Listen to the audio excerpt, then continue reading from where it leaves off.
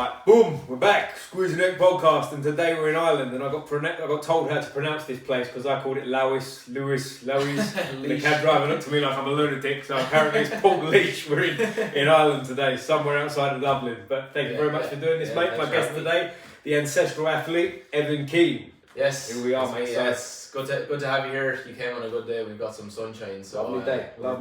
I'm grateful for you having me as well, mate. So before we get into anything, Ancestral athlete, as I say. Yeah. We spoke a little bit about this before the camera came on. What you're gonna say about don't know what you do, but tell us in your words what you do, mate, because I think what you do is fantastic. So I guess probably where I normally start with people, or what I tell them, is like I try to keep things simple, get back to the basics, and it's not always about doing the boring things, but it's about just set the foundations right, and then everything else becomes better. And I think for me, I spent so many years like following strength and conditioning programs, going down the route that so many of us go down, and then I ended up on surgery tables, and I ended up spending more time doing rehab than I did actually playing my sport and doing the things that I wanted to do. And then I started looking into ancestral principles of health, looking into different ways of training and moving, and then long story short, I just found that these things work for me, and it clicked with me. It made sense. Finally, it made sense for me. How can I actually take myself from where I am to perform at my best the way I wanted? Because all I ever wanted was to be the best I could in my sport. And basically what I do now is try help other people come to that same realization. You know, and the aim of the game, like for me, above everything else, is like optimize your health, and that includes your training, your nutrition, the things you do in your day-to-day life, you know, the people that you spend time with and connect with. But I suppose from my page and my main message is through like training and nutrition, and it's keep it simple. Go back to the old ways. I always used to laugh, like listening to like my grandparents or my parents, and they would always be like looking at things you're doing, like, oh, that doesn't make sense. Just like have your meat and have your vegetables, and you'd always be laughing like yeah, and you think supplements and everything, like, but really it is like there's a wisdom, I think, in like the old ways, and that's what I try to get back to. There is. You know what? There's so much that you said that I can sort of relate to. Like over the years, you do all these fancy pants, like cable twists and turns and all the bullshit, like eating the fancy food, the protein powders, and it ain't that difficult, I don't think, is it? Which I'll ask you when we get into as we go on, obviously. But I've really noticed in myself, keeping things simple works a lot better, and I feel younger now than I did, say, 3-4 years ago from doing all that bullshit, you know. And people are always looking for the new things they can do. It's like, what can I do to be? It's like, well, what can you stop doing first? You know, stop doing the things that are maybe leading you in the direction you're going, and then see what you can add. But, you know, cut back the shit that you don't need. Yeah, that's interesting, that, isn't it? Because today, especially, I was going to say we're filming this now, but on social medias and whatnot, the amount of things that are out there that is contradictory and whatever. But I think sometimes, and I've been in this lane, you rely on things and you convince yourself so much that you're right in terms of what you're doing. That it's hard to let things go, isn't it? You know what I mean? Like in terms of having the right supplements, the protein powders. If I don't eat this amount of calories, I'm going to get skinny and all that shit that goes with it. But let's go back a little bit, mate, because you said for your sport, what was your sport? It was Gaelic football. Gaelic football. Yeah. So for any of the viewers, obviously this is from England, we get some American comments and stuff too. For anyone who doesn't know, tell us what Gaelic football is. Gaelic football, it's probably, to make it most understandable for people around the world, it's probably a combination between soccer and rugby, or soccer and like Australian football, if anybody's ever seen that. But basically, like, you know, you play with a ball like you do in soccer. A normal round ball, a proper ball. None of that egg-shaped shit that people play nowadays. But you can hold it in your hands, and there's two ways of scoring. You can score a goal like you would in football in the UK, or you can kick the ball over the bar and you get 1 point. And is there like a rugby? It looks like a rugby goal, but except it's got the net like the soccer goals. Okay. So if you score in the net, it's 3 points, and if it goes over like in rugby, it's 1 point. That's it. And it's like a weird mix of, because it's like there's more physicality in it than, let's say, in football, like but not as much as rugby. But we stick with the round ball. I played hurling as well. Okay. Oh, proper Irish sport. No fucking with that. Shinty, I think, is the Scottish. They have like a sport. It's kind of like hockey, but they have like a thing. I think it's once a year here where like they pick all the best players in Ireland at hurling, and then they pick, I guess, the best players at the shinty in Scotland, and they come together and they have some like weird mesh of the two games. Yeah. I never did that. Did they not do the Gaelic football, the Aussie rules as well? Yeah. Right? They used to do that, but it ended up in just like an MMA fight. Is that right? Yeah. Bring it back, guys. Bring it back. What, that just gone away, is it? Yeah. It used to be like the best thing ever. Every year, like you look forward to it, and they used to do it where like if 1 year it'd be here, or maybe it was like 2 years in a row, and then 2 years in a row in. And what are they playing, like hybrid rules? Yeah. Right. And so, who generally came out on top? For a good while, Australia did, because a lot of those are professional athletes. Okay, is Gaelic not professional? No, it's pretty high level, and it probably realistically is professional, but people don't get paid, like they have to go to work and stuff. But the commitment levels are. Well, do you know what you say that? When I was playing football, proper football, when I was a kid, proper football. There was we call it football because we keep it with our foot to the American guys, but never mind, we'll come to that another time. But there was a kid, Craig Mullen, shout out Big Craig if you're ever watching this. He was English guy, but spoke like me, whatever, but was like Irish family and claimed Ireland, was very proud to be Irish. And he used to play Gaelic, and he played, I believe, and anyone who knows him might get in touch with me, I think he played at the top level. He was like, again, he was just, didn't get paid for it or anything like that.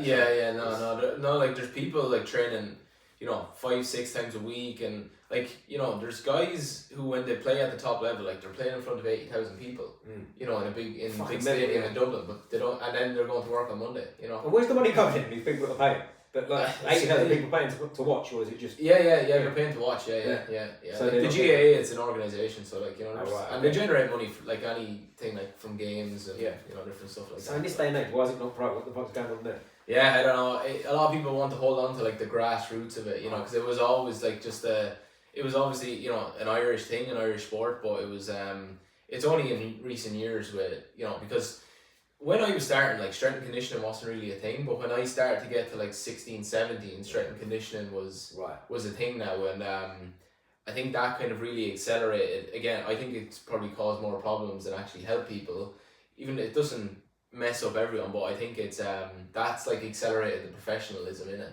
And then you've got people, with people are going to college, they're becoming sports nutritionists, and I think it's just all fed in, from those different avenues into like making the whole sport more professional, because people, top teams, they always want to be better, so it's like that. If you're not keeping up, then you're going to fall. And is there sort of a culture in it of like someone's got a rich dad, so he helps the team out? Does that happen as well? Yeah, it does. I bet. Yeah, like I mean, there's a county, so we're in Laois County, but in Limerick, just down the road, like they've got like this big millionaire who, like he basically like funds everything. Like even the jerseys, they don't have sponsorship on them. Like he's just pumping everything in, and they've been super successful. They've won like 3-4. Like national All-Irelands in a row, so They've got no sponsor, they just got his name on the front, Patrick or something. But so take us back a bit further, mate. We're in Laois.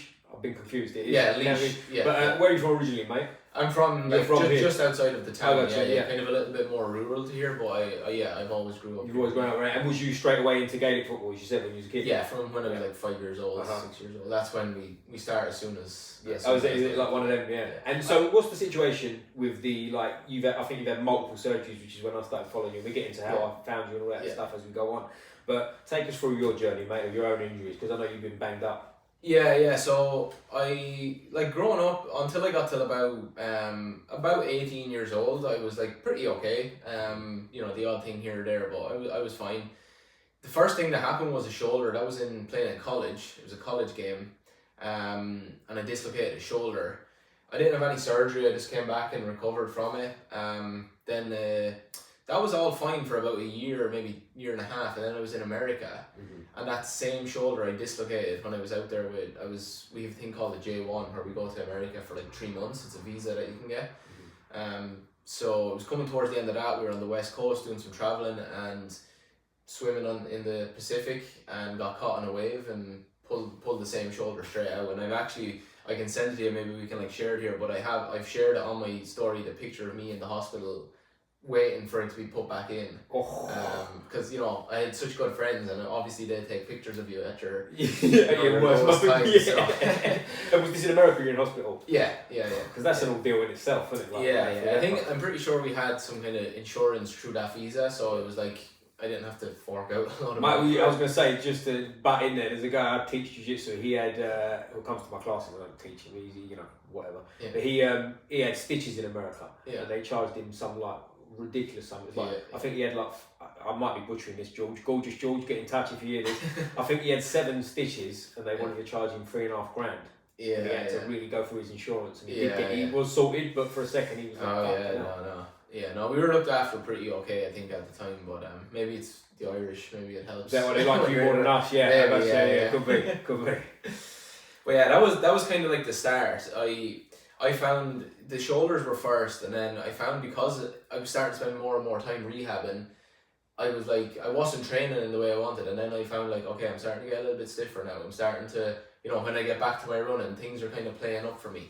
And you're 18 at this point, so you're 19? Yeah, so about 19 when it first happened in college. But you're still young, innit? You know what I mean? That's what I'm getting at. You're not. It's not like you're in your mid-30s and you're suddenly catching you. Yeah.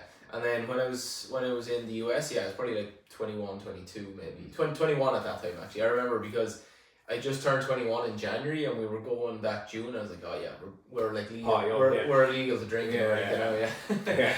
So so that was 2021.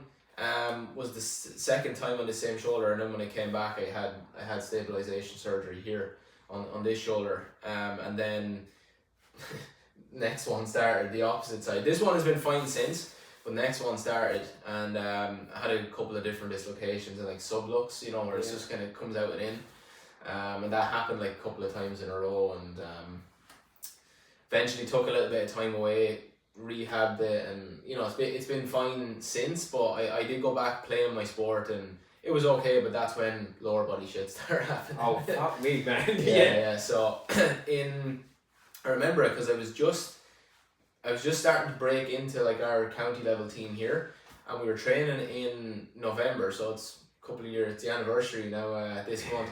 But we just got back into like pre-season training, like cold morning, Saturday morning, and we were playing like a training game, and my left knee, I was jumping, caught a ball, came down and landed, got like a little push in the back, and came down and my knee hyperextended. And that fractured the top of my tibia, like the tibial plateau here. Mm-hmm. So that was in November time, and then I had to take like 6-7 months rehabbing that. Dropped off the team, because I'm no good to anyone when I'm injured.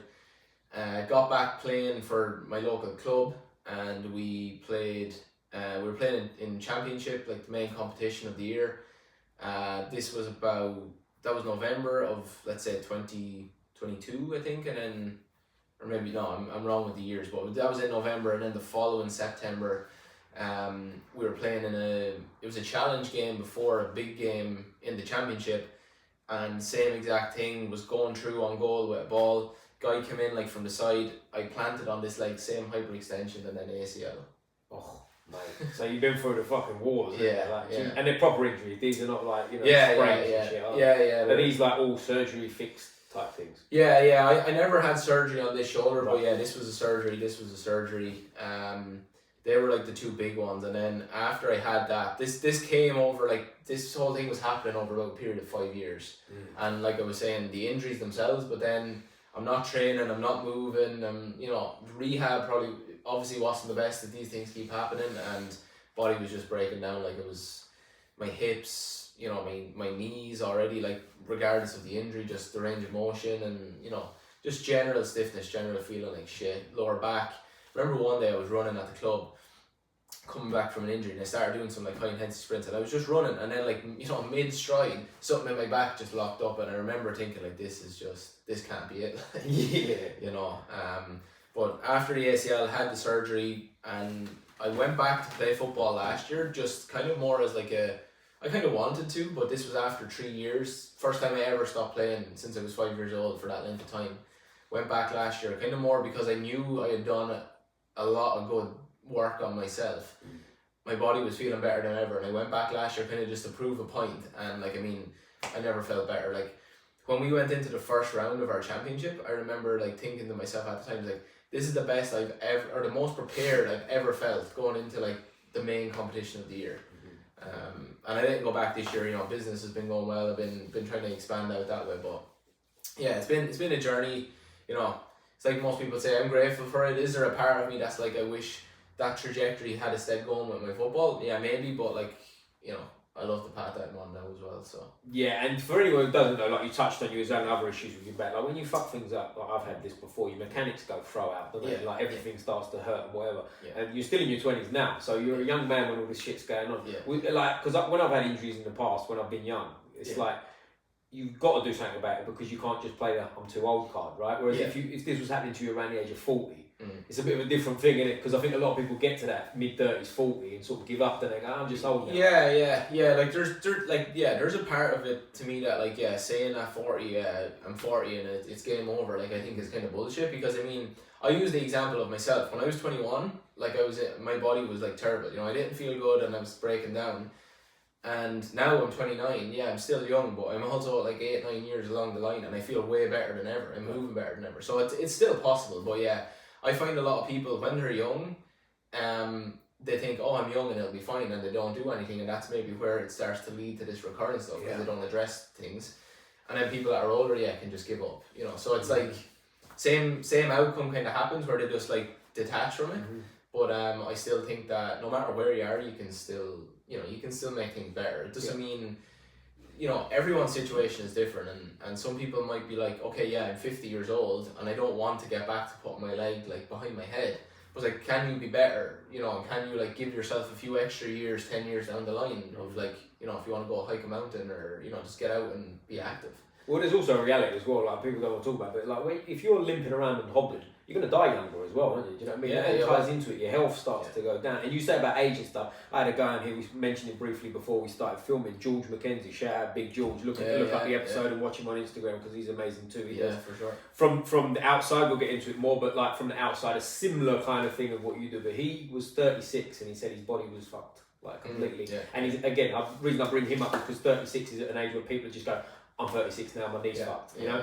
But he took it on and now I think he's 42. If I'm aging you, George, I apologise, but I think he's 42 and you watch him do some mad shit. He does all kind of tumbling and flips and jumps and like he does like hopping over boxes on one leg, twisting, like amazing stuff. He said to me when I was with him, first of all, like his body looks like a fucking 25-year-old. And he's also, he said he's the best he's ever been. Like his injuries are down, everything's good and firing. So I think there's really something to it, man. I don't think that age thing should hold people. No, I don't think so. I mean, like, you know, I guess there's the research out there about, you know, how quickly your body will adapt and the potential it can, but regardless it will adapt. And I put this message out a while ago. It's like, if your body can get worse over time, it can get better over time. And it's simply just the things you're doing every single day. You know, it's like if you're... For me, like the biggest shift was, okay, can I like do my mobility every day for my hips? Because that's where I'm struggling most, you know, when I was starting out. Can I do that every day? And if I keep doing little bits every day, and then you can add more, and then you find new things to add in. And once you start, I always tell people, once you start to actually feel some change happening, it gets like addictive and it keeps rolling. You're like, okay, I'm feeling better, I'll keep doing that. And then you go for your run, it's like, I feel like a little bit lighter here and more fluid. And, you know, it's like anything, but the biggest thing is always the start. You know, it's like we were talking about here with the podcast, just get started and then it gets easy, you know, worry about all the details then. And I think a lot of people they're looking, you know, it's mad how many messages you get, like, you know, what exercise should I do for this, or like any tips for this. It's like, you know, you can have all the tips in the world, but the reality is you probably need to change something in what you're doing. Doesn't mean you need to change everything, but you know, you need to create some kind of new like regular habit in your life. You know, training aside and like specific training programs aside, you need to just get yourself moving as well. Do you think people need to take responsibility themselves as well? Because a lot of people, I think, want to farm it out, don't they? They want to go and see a physio and like they fix it and that's I'm good now. Yeah, it's a similar thing, you know, to like a young person thinking, oh, I'm young, so I don't need to do anything, I'll just leave it until it feels okay. It's the same with a physio. It's like, I'll go get my manual work, I'll feel better, and then I don't have to do anything. It's good, you know. But then they're back there a few weeks later. And every week, a lot of the time, forever. Like the amount of people you've seen it go to a physio. Oh, it's Wednesday at 3 o'clock. I go and see my physio. I used to have weekly appointments with my physio. Like all the time, and it used to be generally it used to be for my lower back, like the kind of like erectors, QLs on my lower back. I remember like there was a point when I was in season. Just to keep me going, I had a weekly appointment. It's fucking like for a young man, that's an old man's injury in it, rather than my back hurts, and you've got to go and see someone every week. And this guy, like, I know him from when I was younger, because he used to be a team physio with us when we were younger as well. And like, you know, super nice guy, but when I look back as well, it's like, you know, he might have told me a couple of things to do, but like there was never a point when he said like, you shouldn't be coming here every week. No. They just keep you coming, you know. It's a business like anything, but you know, it's like for me as well, like I'm not in the business, you know, if you have clients and you can keep them, it's great, but I'm not in the business of, come work with me, let's just roll it month to month and see how we go. It's like, you know, let's set a specific time and let's try to get a result. It's like, I think there's pros and cons to it too, because then people are like, you know, okay, within 12 weeks I should be better. And it's like, it's not that you should be better, but you should be improved for sure, you know. But yeah, it's like you say, people are just very dependent on external sources, and I think the biggest thing where people fall down, be it with training or health in general, is they don't really question. Even though they get like, this thing is good and then the next day it's bad, they never really stop to question. It's just like, oh, okay, it's good, I'll do it. It's bad, okay, I'll stop it, until I hear something different again. But there is no questioning, like, okay, why is this person saying it, and then why was this other person saying it a different way? And I think that's that was the biggest thing for me when I actually stood back after those injuries and said, like, wait, hold on now, you need to actually, why is this happening, you know, what is going on? It shouldn't be like this. And that's what led me to probably, you know, when you're talking about George there, like, that's what led me to, I had looked at different systems before ATG, but at that time the knee was the biggest thing, because I was recovering from the surgery, and I didn't feel good, and I was like, okay, I need to find something. And I had heard about ATG, and I found these over toes guy like years before that, but never really dived into it until I needed to kind of, you know, but that was kind of what set me off on a different path. And what was your surgery? What did you have done? You said it was ACL, but what was this, patella graft? Or patella graft, because they're a motherfucker from pain apparently, right? Yeah, and I had that for 2 years after. Like that was what kind of pushed me towards, I did my rehab, you know, let's say the traditional route, and I did my test in 3, 6, 9 months, and I was looking back, like, at that time, like, this is a topic I don't really want to go in. Well, we can go into it, I'm happy to, but I tried like vegan diet at the time, because like, you know, inflammation and all this stuff, and game changers, you know, I fell into the trap of everyone. And I have videos of me doing the assessment at my 9 months, and I remember at the time with my knee, I'm thinking like, these are going to have me jumping, they're going to have me changing direction, and like, I've barely done that in my rehab, and I don't feel good doing that. Second thing was, I looked at the videos of myself, and I'm like, I literally like faded away. Like, I had no muscle mass, I was like skin and bone, and yeah, it was a really bad time. Don't be vegan, kids. I'll call it straight. Don't. No, I'm vegan. I've done it all like you myself. I've done every day. I've done vegan for a while. I've done carnivore for a while. I've done fasting, all that kind of. But at the end of the day, it's like a bit like we said at the start. I find things simple, man. Eat good food, and that's a big one as well. You know, like back in the day when it was like every couple of hours you got to eat and all that shit. I'm a big believer, and I'm interested in what you think too. Is like, if I'm hungry, I'll eat. Do you know what I'm saying? Yeah, exactly. If I'm hungry, I'll eat. Yeah, my next thing was going to be that you know, if someone was to ask me like, what's your diet, or like, you know, do you fast? I wouldn't say I 16 8. It's like, you know, yesterday morning I ate at 10 o'clock. Today, like, we're doing this now, I'm probably going to eat till lunchtime. But it's just, I'll be hungry by lunchtime and I'll eat, you know. That's it. Like, mate, I haven't eaten today. I got up at like 3 to come here.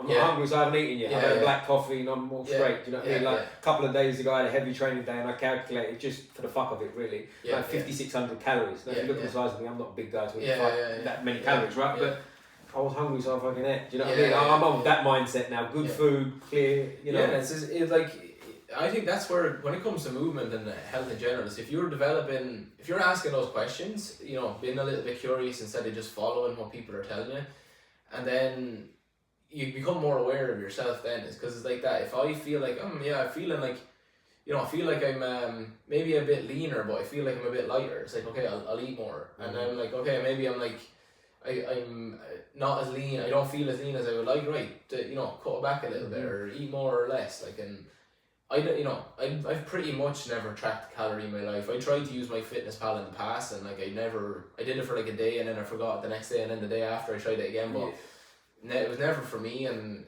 it's like, eat if you're hungry, and if you're eating good food, once you're full, you'll stop eating, and then when you're hungry, you'll eat again. It's interesting, and it's like, but it's, you're hungry for a reason as well. I don't know, we're kind of preaching a bit here at this point, or I am anyway, but it's like a fucking, there's a reason you're hungry, right? Yeah, Because your body needs nutrients and whatever. Yeah. Now I'm sure there's some nutritionists Smo sitting out there going, that's not fucking what. Yeah. Chill out. You get where I'm coming from, right? And with a lot of this stuff I've been doing with the podcast and stuff, obviously a lot of fighters making weight, and like my background was boxing back in the day. Like the diet was starve and just fucking be as light as you possibly can and feel like shit, you know. Yeah. But at the same time, there was elements to that where I look back and I look at pictures of me when I was like 18, 19, 20, 21, whatever I was, and I'm lean. My eyes look sunken in. I look like, from the head up, I look like I've been in Auschwitz. From the body down, I look how you'd expect a boxer to look. But then I think you can get away with that for a while. Do you know what I mean? And you've got to start to adapt because you can't live in training camp, which is another mistake I've made. Yeah. And it's like anything. I think the body, you know, all these things take its toll on the body. You know, you see people who will play a sport like rugby or maybe boxing, and not everyone suffers after. But you know, there's consequences for everything that we do. You know, and that's the thing. Like, you know, when it comes to like the people who are generally messaging me or coming to me, it's like it's because a problem has arisen. It's not because they're trying to prevent something.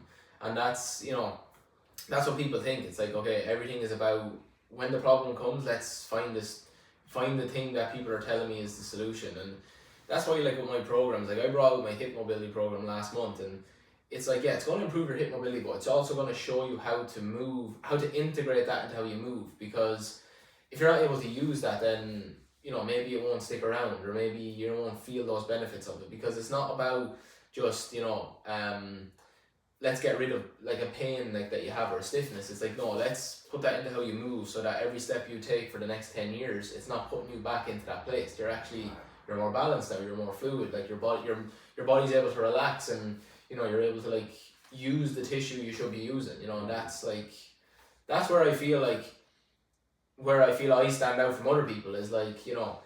And when I was doing training programs in the past and with teams and with coaches and strength and conditioning coaches, like I didn't know what the outcome was going to be, you know, what they were trying to do. Like, it was always like, we'll do our, you know, our beep test, or we run up and back, or we'll do like our knee to wall thing. But it's like, what's that telling me really, you know? Or like, I'm not feeling better. Yeah, okay, I can touch my knee off the wall, but my hips hurt, you know, like it's, so that's like, and we're kind of maybe taking a slight tangent, but I think we're kind of, you know, circling back. Like, it's just about, you know, be curious, ask the questions, and develop that awareness for yourself. And at the end of the day, it's got to give results on it. Do you know what I mean? Because like what you're saying with the knee touching and the bleep test, I think a lot of that's ticking boxes, isn't it, for people? Do you know what I mean? It ain't actually going anywhere. And when you get into that kind of period of time where you've been doing something for a long time and injuries are starting to crop up, that shit's going to just make everything go south. Yeah.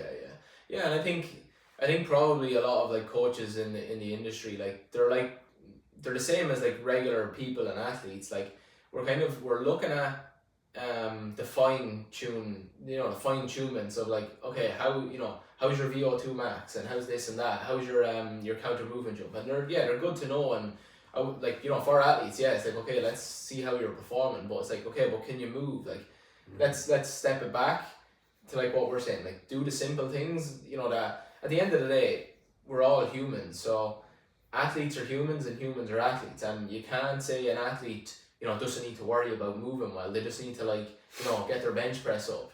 You know, it doesn't work like that. It's, if you're, I kind of, this was my philosophy when I first, like, the whole ancestral athlete, the idea of that was like, if you're performing and moving well and healthy as a human, then you're automatically a better athlete. Then you can do the fine tunements. But like, you know, you need to become an optimal human before you can become, because an athlete is like an optimized version of a human, let's say, you know. But you need to be a healthy, strong, resilient human, and then put the fine tuning. It's interesting you say that. I don't know if you've heard of a fella called Ido Portal by any chance. I've trained a lot under Ido in person back in the day. Like, he really got me into the movement stuff, and some of the stuff he's saying, you're wording it a bit different, but basically like what he's saying, with like the foundation first, right? Because you got to walk before you can run, right? It's simple. But if you're going through like an assessment with someone, do you encounter that a lot with people? They're like, but I can jump this high, and you have to go, whoa, yo, let's look at your feet. You get a lot of people coming in that they're very quick to tell you what like someone else told them, and you know, like, oh, my physio said my ankle mobility or something like this, you know, and it's very surface level. I've got strong legs, people tell me all the time. Every time someone's got something wrong, I've got this problem, but I've got strong legs. It's like, cool. I find in the assessments, it's like a lot of people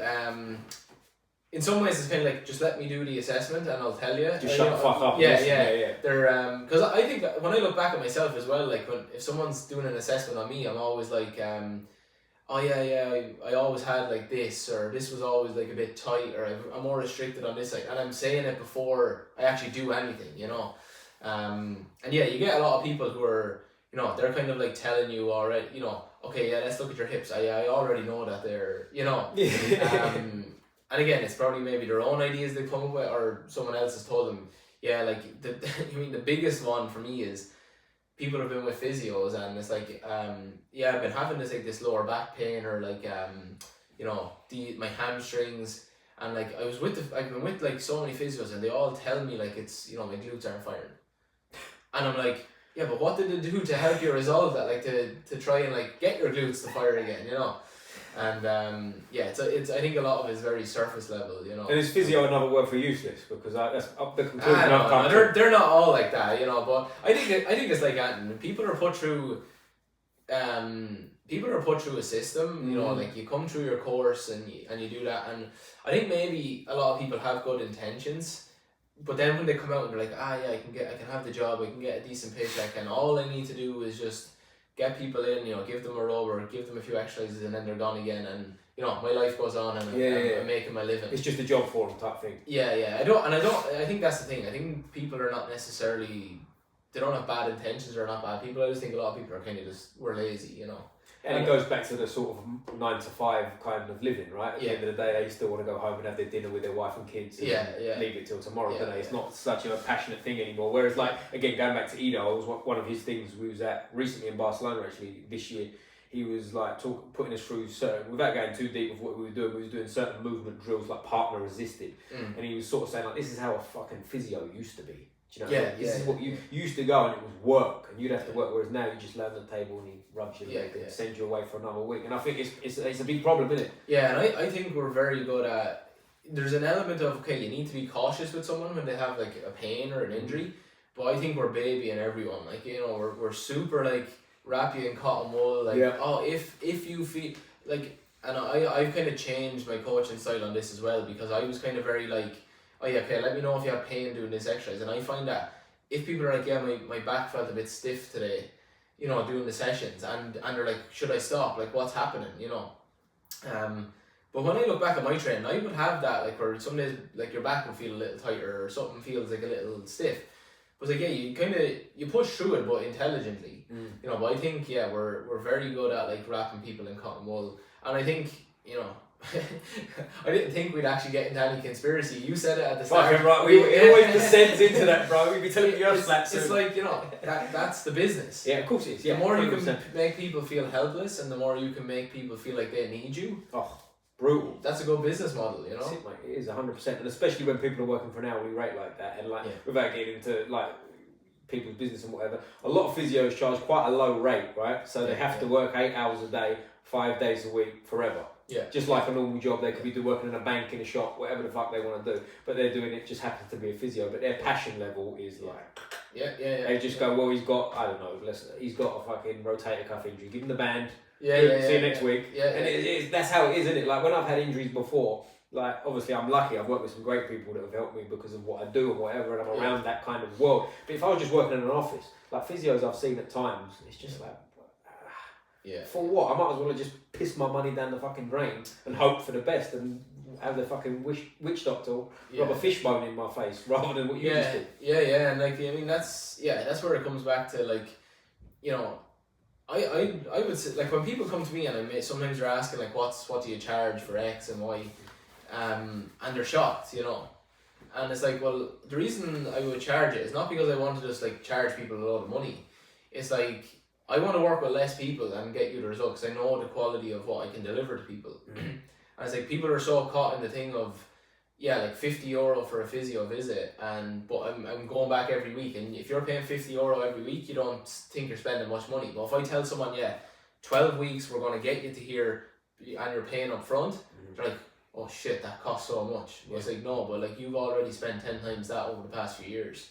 Yeah, and they're also seeing the treatment element of it versus the result, which is a big mindset shift I found with people as well. Like when you, again, like I've been a basic personal trainer back in the day and teaching them things, and you say to them, how's this, blah, blah, I used to teach handstands more and stuff like that, and you say like, blah, blah, and they go, oh, exactly what you just said, like it's expensive, and you go, yeah, but break it down. Like, do you want a handstand? Do you want to, whatever it may be, it's a bad example maybe because it's a skill, but you get probably with like, people, consuming and buying stuff all the time, we're in the thing of like, okay, I'm paying for this, I'm not investing into something, and I've spent like thousands between, getting certifications and courses, working with coaches. I worked with, not Edo, but I worked with a coach kind of directly under him for a little while as well. Who's that? Can you tell us the name? Brian Johnson. He's in the US, he's in Texas. I know who you talk about. Exactly. I don't know him personally, but I follow him on Instagram. I think the movement standard is... Yeah, that's it, movement standard, because I work with a lot of people around that, like, big around, like, I don't know if you know Anna. I'm not going to try and pronounce her fucking surname. It's a Soviet Union name. Shout out Anna Bamboo Body in Barcelona. We've been on the podcast. Yeah, Veronica probably knows her. Yeah. Because she's like big into movement culture as well. Brilliant. Okay, cool. She's big fan of Roy Gold. Yeah, I trained with him in Thailand. He's a freak. He's probably, shout out Roy Goldschmidt. He's probably, in terms of up close freak. Yeah, I've never seen anything like him. He's unbelievable. But he's about, I don't know how tall he is, but I'm assuming from standing next to him, around somewhere about 6'2". He's got the arms of someone who's about 7'5". He's got like proper, unbelievable. But what a freaky mover! I've seen him in person do 5-1-arm chin-ups. Animal. Shout out Roy. If you're feeling bad about yourself, look at him and you'll feel even worse. And his sister Odelia, shout out to her as well. She's a monster in terms of what she can do with her body. Absolutely crazy. I mean, and that, like, to be honest, that is the thing, and this is probably leads us into another interesting topic, like,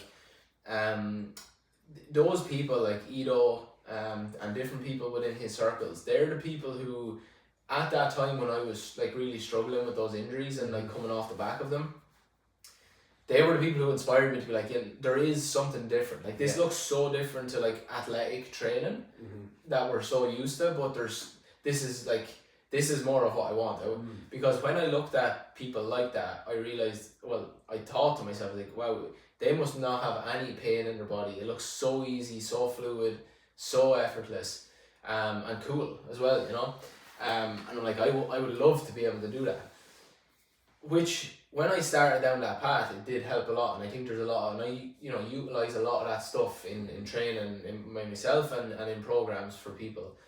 But I also found that when someone looks like they move like that, it doesn't actually mean they're not suffering with something. I know I've met a lot of people over the last few years within, let's call it movements, communities and circles, who were dealing with like a lot of pain. They were still able to do the things, but they were pushing through it, because I think it's like athletes in sport. They loved what they do so much and they were in pain. So that was like a big, and for me as well, I was having a lot of issues with my surgery shoulder. Even years after, it was starting to play up. When I started to try to do like QDRs and stuff like that, it was giving me a lot of trouble. And that was a big like light bulb moment for me. That's like, it's not just this one way. Like you need to actually prepare your body. And again, it's bringing us back to the same conversation. You need to just set a solid foundation, and then the world is your oyster in terms of like training and movement after that. But move well first. Build that resilience to impact, to range of motion, to whatever it is that you're specifically trying to do. Then you can actually move in the way that it looks like those people who are moving so effortlessly. And that's an interesting point as well, when you say they carry a lot of things they do, because some of the injuries, I won't obviously divulge what injuries people have got that I know in that community, but some fucking horrific injuries, man. You go like, fuck, how you even survive? But to get that good at something, whether it's sport or just in movement practices, like these, you're mentally keyed in. You'll go through pain, man, to get to them things. You're dealing with that too, aren't you? You know what I mean? People are pushing through it and you won't know it, but fuck me, they've been through some shit to get to be able to stand on one hand, for example, or backflip and land on one leg into the splits, all that kind of shit. Like, these ain't normal people upstairs either, are they? So I think even, it happens even, you don't even have to be that extreme, I know it myself, like, I was always like really, like geared in and committed to football, but I won't say I was extreme, but like I was like, yeah, I have no problem playing through like a little bit of pain, and you know, once you get going in a game, you don't feel it. That's it. But and then after you do, but that's, you know, it's a blessing and a curse. Like, you know, in the long run, it can get you. Some people it won't, you know, and they'll maybe struggle through, but they'll be fine, you know, and they'll be happy. And this isn't about saying everyone should do what I say, but it's like, again, it's like just ask the questions a little bit more, you know. Yeah, and it's interesting what your body can do too. And I was out in San Francisco CrossFit years ago. I don't know if you heard of Kelly Starrett. Oh yeah. I feel like I'm name dropping today, guys. Yeah. I've been about a bit. But I was out there with him, and he said something once, just a little throwaway comment to me, and it stuck with me. And he's probably said this on video, so if anyone's watching this and going, "Oh, he didn't say that to you," he said it to me as well. Shut the fuck up. But he said I was working on something that they'd given me to do there, and was doing a little something for I think it was my glute or my hip or something, just some opener, right?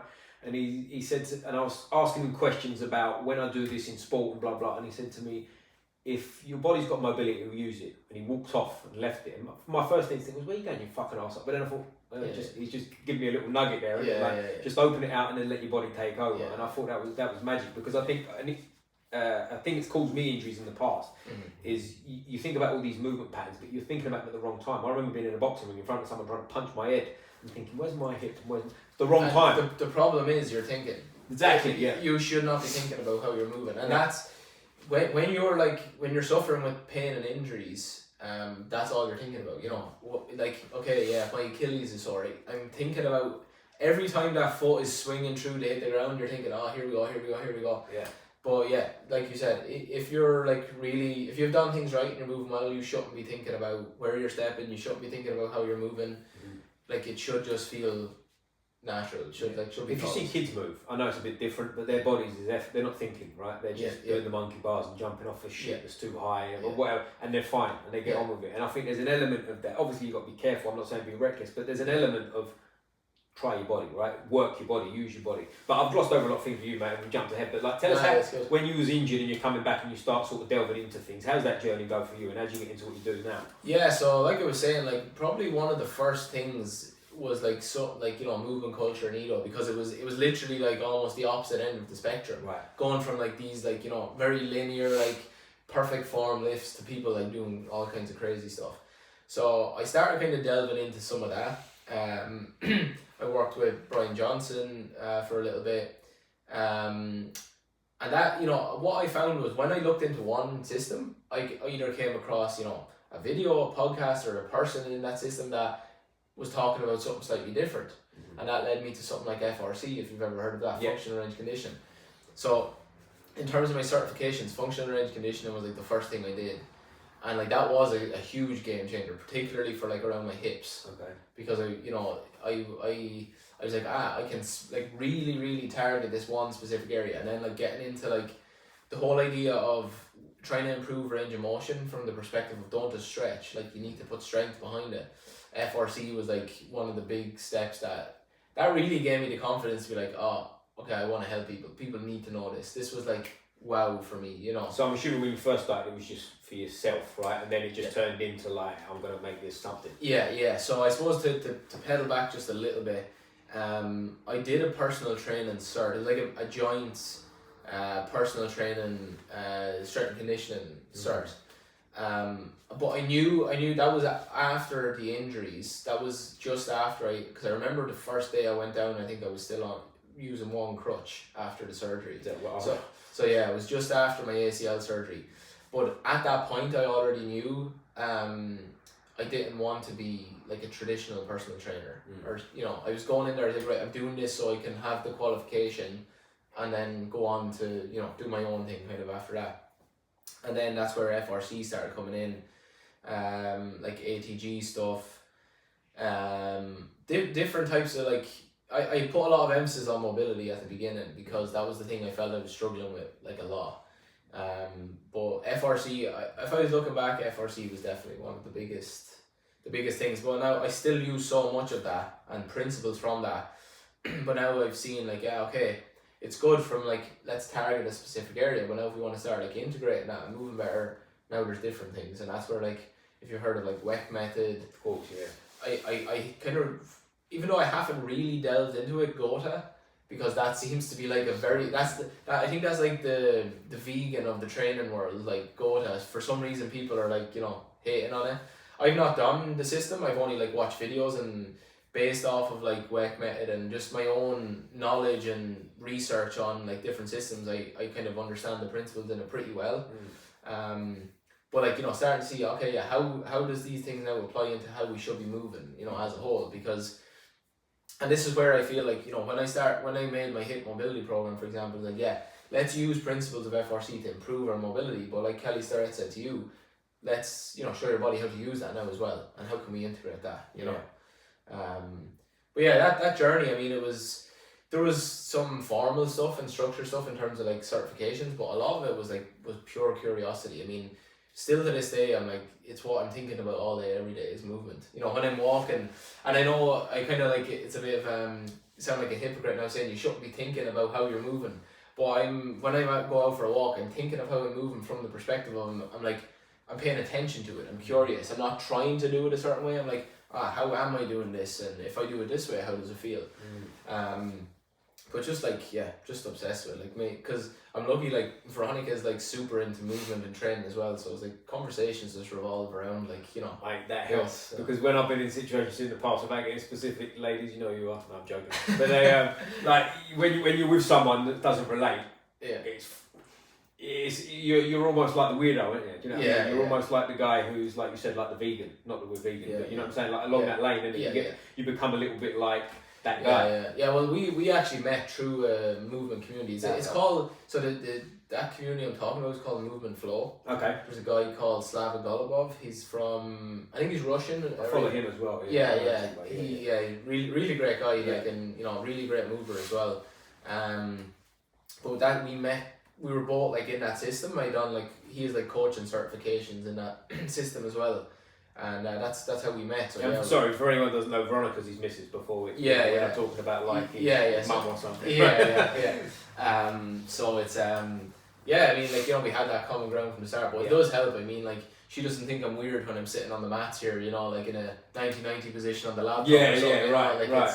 It's it makes it much easier for sure. Mate, I'll tell you what I used to sit on the tube in London, right? And it's busy. I don't know if you've been on the tube, but like everyone sits down or stands up, right? I used to sit in a squat on the tube, and that was not going down well when people watched. Do you know what I mean? Like that was like the weirdo guy on the train. But I don't squat anymore, so whatever. But there's lots of angles you could go at this in terms of like the linear corporate type way. But it seems to me like you're sticking to your guns and just being like the guy. This is what I do. Take it or leave it. Yeah, and that's it. Like, I mean, it's not to be controversial. If you were like a little bit controversial in like a post you make or something, it's like it gets the attention. But the purpose is not just to trigger people. But the thing that does get people's attention is like a bit of a contrast. So it's kind of like it's part of spreading the message. I mean, at the end of the day, like we're kind of both in the same business of just trying to help people and get a new message out to people, and it's not to slam something down their throats, it's to say, ask a different question here. But I'm sticking to my guns. I mean when you get preachy, I think that's a surefire way to lose people as well, when you kind of pigeonhole yourself and whatever. But you've got a massive following and stuff. Like, when did your business start to take off, and did you start to become known? Like, obviously I know I say a different country, I'm only up the road, different country, but I'm not your neighbour, do you know what I mean? I don't know you personally, and other than online, you might as well have been in Australia. It wouldn't have made any difference. I found you. When did it start becoming like a thing for you? So it was probably about August of last year that I kind of really got consistent with my posting. Back in 2020 when COVID started, I got into like online coaching, and I done some in-person coaching as well. That was when I was really heavy on FRC. Like, that was one of the only systems I kind of had really done at that time. And I was helping people with that, and that went well. But following never really took off. I never really tried to kind of like put emphasis on my social media in terms of like, okay, how can I learn how to be, make better content and stuff. So, probably August of last year was when it really started. And like, I remember at the time I started, like, I joined like a network. It's called Uncommon Success. I don't know if you've come across. Rings a bell. Keegan Smith. That rings a bell too. He's what was it? I can't remember what his handle was before, but ATG for coaches. He basically started that. So I know exactly. I'm with it. So I've been working with Keegan for the last like 13-14 months. Nice. But when I joined his network, like I remember going in there and I'm like, right, I want to get my coaching business up and going again. But my first thing that I was putting emphasis on was good content and learning how to do that. So I found people within the network, I connected with them, video editors and people of all kind of, different like walks of life in terms of like having online businesses. And I put a big emphasis on like, can I make good content here? And then that was good. I was like, learning with each like piece of content I was making. But it took a couple of months. You get a few followers here or there, and then there was like one post that just kind of took off. And then it's kind of like, it's kind of like Bitcoin. It went up and then it leveled off and maybe settled, and then I got another post that went off. And it was just like, I think two things. Like one was learning, okay, what are the things I can do to make better content? And then two was like, was really getting more confidence in my message and sticking to my guns, because I found I was like, at the start I was like, yeah, okay, it's kind of like similar to a lot of ATG people. And then I was learning like, okay, but my thing is not just ATG, or it's not just FRC.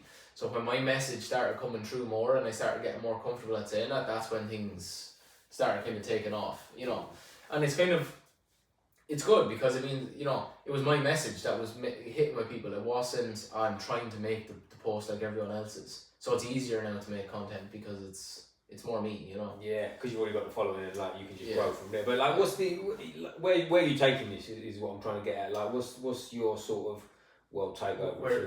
Where do you see yourself in 5 years? Well, I didn't want to say that, you know what I mean, because you sound like a douche, didn't you? But you know what I'm saying? Like, what's do you want to do with this? Is it an online thing, or are you one of these guys that wants to have facilities and people under them and all that kind of business? Yeah, so I suppose in the more like short to medium term, it's like online to scale that impact.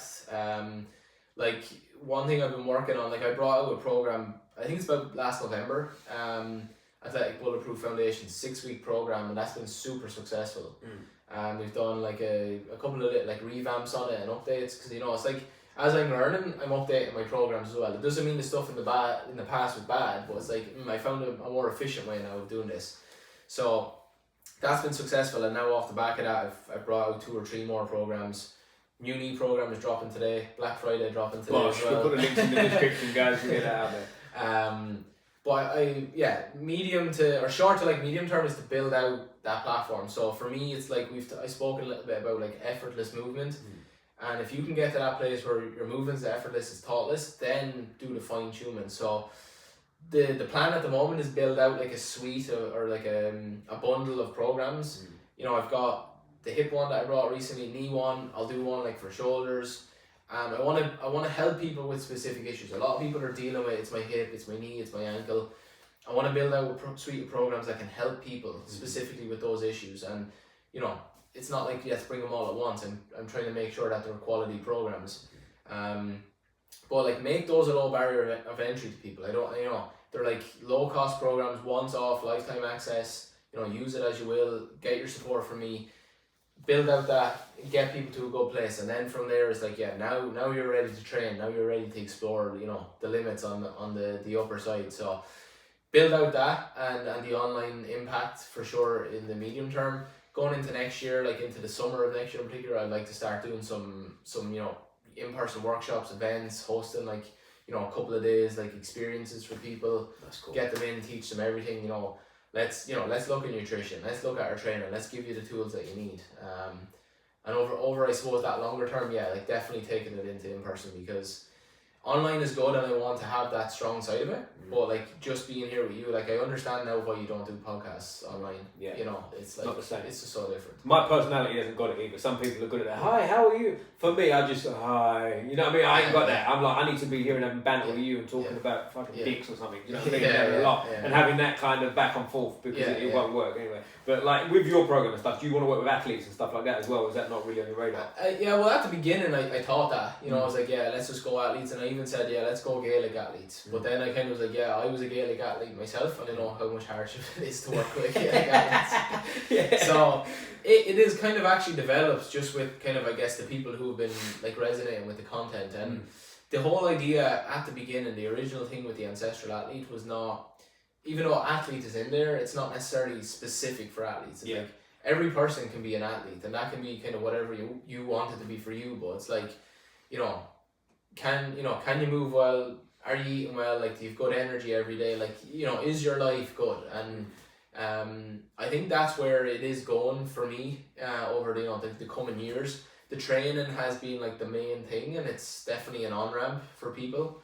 But there is so much more to it, you know, and I think it's kind of like anything. It's, you know, one step at a time. You know, this time next year, like, you know, who knows, I'll probably have some, you know, nutrition programs and stuff like that, or, you know, more stuff on that front, like, but it's like, it's one step at a time, and you know, so long as everything is like impacting the message I want to spread, then it's fair game, you know. Yeah, man, because I can see it, like, you sit with some people. I've had the privilege, obviously, with the podcast to sit with some people. You can see like the ambition and how they're going to go to places and stuff. But like, you're probably going to be like fucking sponsored by Nike one day and have your own shoes and all that kind of shit by the sound of it. Do you know what I mean? I'll have Nike making barefoot shoes. Yeah, we'll have mate. I tell you what, the barefoot shoes is a big area. We'll get into that as well in a bit. But like, tell us about the other stuff. Like you said, ancestral athlete, right? Ancestral is one of the words that drew me in originally. Obviously the content and whatnot, but I like that kind of ancestral, primal, all that kind of old style shit. Like Liver King, he's gone off the rails a bit, bless him. But whatever. Do you know what I'm saying? Like that kind of thing draws me in and stuff like that. What other stuff with it? Like you mentioned diet and stuff. Does that go in with your program, or is that more just a background thing at the minute? So the nutrition side of it, like with one-to-one people, you know, that I'm working with like that,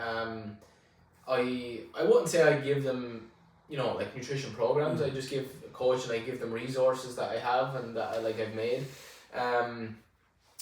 But yeah, with the nutrition side of things, and like Ancestral, I'd say, like my whole thing was when I started learning about like evolution, you know, and like it makes so much sense that why, you know, everyone is like so broken now.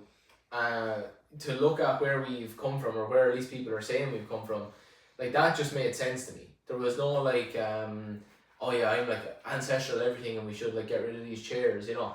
But I'm like, it made so much sense. It's like, okay, well, if there has been this like sharp change in health and how people are moving and injuries, you know, something had to have caused it. It's not just like, you know, we're all just like that now. So that's where the ancestral aspect comes in for me, and that was initially from a movement perspective, that like, okay, we're sitting all the time now, whereas in the past we were moving. We had less injuries in the past, you know, statistically, versus now. So I was like, okay, you know, and things just started to click for me, you know, in this way. And then it's like, okay, well, maybe the way we're training is not so good, and it's not actually serving us in that way. And then it was the same way with nutrition. It's like, okay, now we've got, you know, all this shit on the shelves in the supermarkets, and people are telling you that like a piece of steak is bad. And I was going back, like, I'm sure you know, like Paul Saladino. I think everyone he was like a big influence on me. And you know, again, he's a person that people love and hate as well. But you know, one thing I respect about him as well is he was carnivore, and then and it's not necessarily about whether he's right or wrong, but he changed his perspective based on new information he was getting, like way, you know, like carbs and stuff like that. And they're the people I want to listen to. It doesn't mean like, yeah, they're right and I'll take everything, but like someone who's willing to like put a message out and then a few months later say, like, I wasn't completely wrong, but I was like, I've changed my mind on this. You know, I've heard this a lot, and I do believe in it a lot. Like, I mean, you know, you reserve the right to change your mind, like, but I think you should change your mind. Yeah, because if you stuck to your guns, like you said, it's a fucking. You don't want to listen to that person either. Even if they're right, it's hard, isn't it? You know what I mean? Because they're stuck in their way, so they're not going to listen to the information. Yeah. And like, you know, that's the thing. My programming for someone now, it looks a lot different now than it did this time last year, and not because there's a different outcome we're trying to get. It's just you learn new stuff, you know. And some stuff you're like, that's still good, but it's not as effective as this way. And then you do it this way, you know.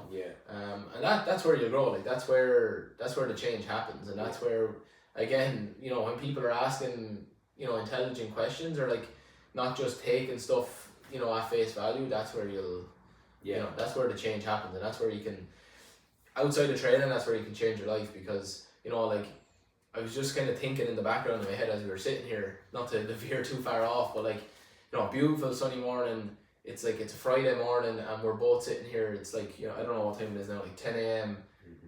And we have the ability to be able to do that.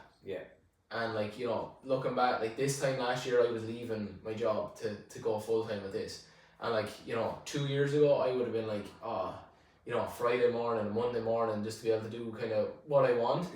I mean, you know, and that doesn't, that comes from opening your mind to new possibilities, you know. What was your job before? Just touching on that. So I actually have a degree in engineering. Oh, so you had a proper job, like 4-year degree in engineering. Oh wow, like yeah. So you wasn't just like working on a building site and thought, wow, fuck it, I'll take it. No. You had a real job to leave, and you took the plunge. Yeah. And I'm assuming you took a pay cut to start with, right, when you first jumped off. I said to myself at that time, if I start making the same amount as my job, I would leave. But I wasn't. I was just so far. I was just so, and I was so sick of the job. I just didn't like it. You can't live like that, can you? That fucks everything, doesn't it? You know what I mean? Not like I'm preaching or anything, but the amount of people well, not so much now, but when I used to do more sort of typical personal training and stuff, the amount of people you come and hate. Like, I always tell this story, I don't know if I've told it on here, if I have, sorry, but it was a guy, I won't mention his name for obvious reasons, but I used to work in Canary Wharf, and it's like a financial district in London, right? So, like bankers, they come in, they've got loads of money, but they're miserable, a lot of them, right? From my experience anyway. And this guy used to come in. I was about 20, 21 at the time, right? So what advice he was expecting to get from me, I was just an agony aunt, right? Yeah. But he'd come in and talk to me and blah, blah. And he was talking, he was basically having an affair with the maid indoors, right? He was coming in, he's moaning, telling me about this and that and blah, blah. And anyway, he had all kinds of health issues in his life. And I lost touch with him because I moved gyms, bless him, shout out, your wife, this ever reached you. And you're still around because the health issues were coming. But he was like, and I was looking at him and like, this is a multi-millionaire. And I was looking at him and I was like, I wouldn't change places with that guy. You know what I mean? He was fucking miserable, man, you know? Well, look, the reality is, people, it's like, okay, if I'm making millions, they're like, right, I'm going to accept this trade-off. But for me, if my health was suffering in that way, it's kind of easy to say now that you wouldn't do that. And then when you're in that situation, would it be different? But you can make millions and still be healthy, I'm not making millions, but I can potentially make millions if I, get around the right people and I can still do all the things I want, so... again, it's probably the world we're in now. It's like you're either on one side or the other, but it doesn't I think the way you're going at it now with the whole health thing, you're causing such a better quality of life. And like with your online following and whatever, and where your ambition level is, you're still a young man. Do you know what I mean? You're going to be a millionaire inevitable if you keep going down this road, isn't it? Do you know what I mean? It is what it is. Yeah. Well, look, I mean, and again, the big thing for me was actually getting around the people that can help you do that, or maybe they've experienced that, or but people who can help show you the path, and that's number one. And that, again, coming back to training, people will say it's expensive to work with someone, but invest in someone to show you the way, or it'll take you 10 years and you're not going to get half the results, So but mate, the amount of people I used to train back in, and again, not to make it about me, but the amount of people I used to train back in the day that used to moan about price, and then they're going like a 10 grand holiday to Dubai with a family, and you go, well, and the thing about it is, if you were to break down the price of your coaching or something like that into a weekly or daily things, but look, you're spending already that on a coffee every day, or and it's I'm still going to spend money on that coffee, but it's like,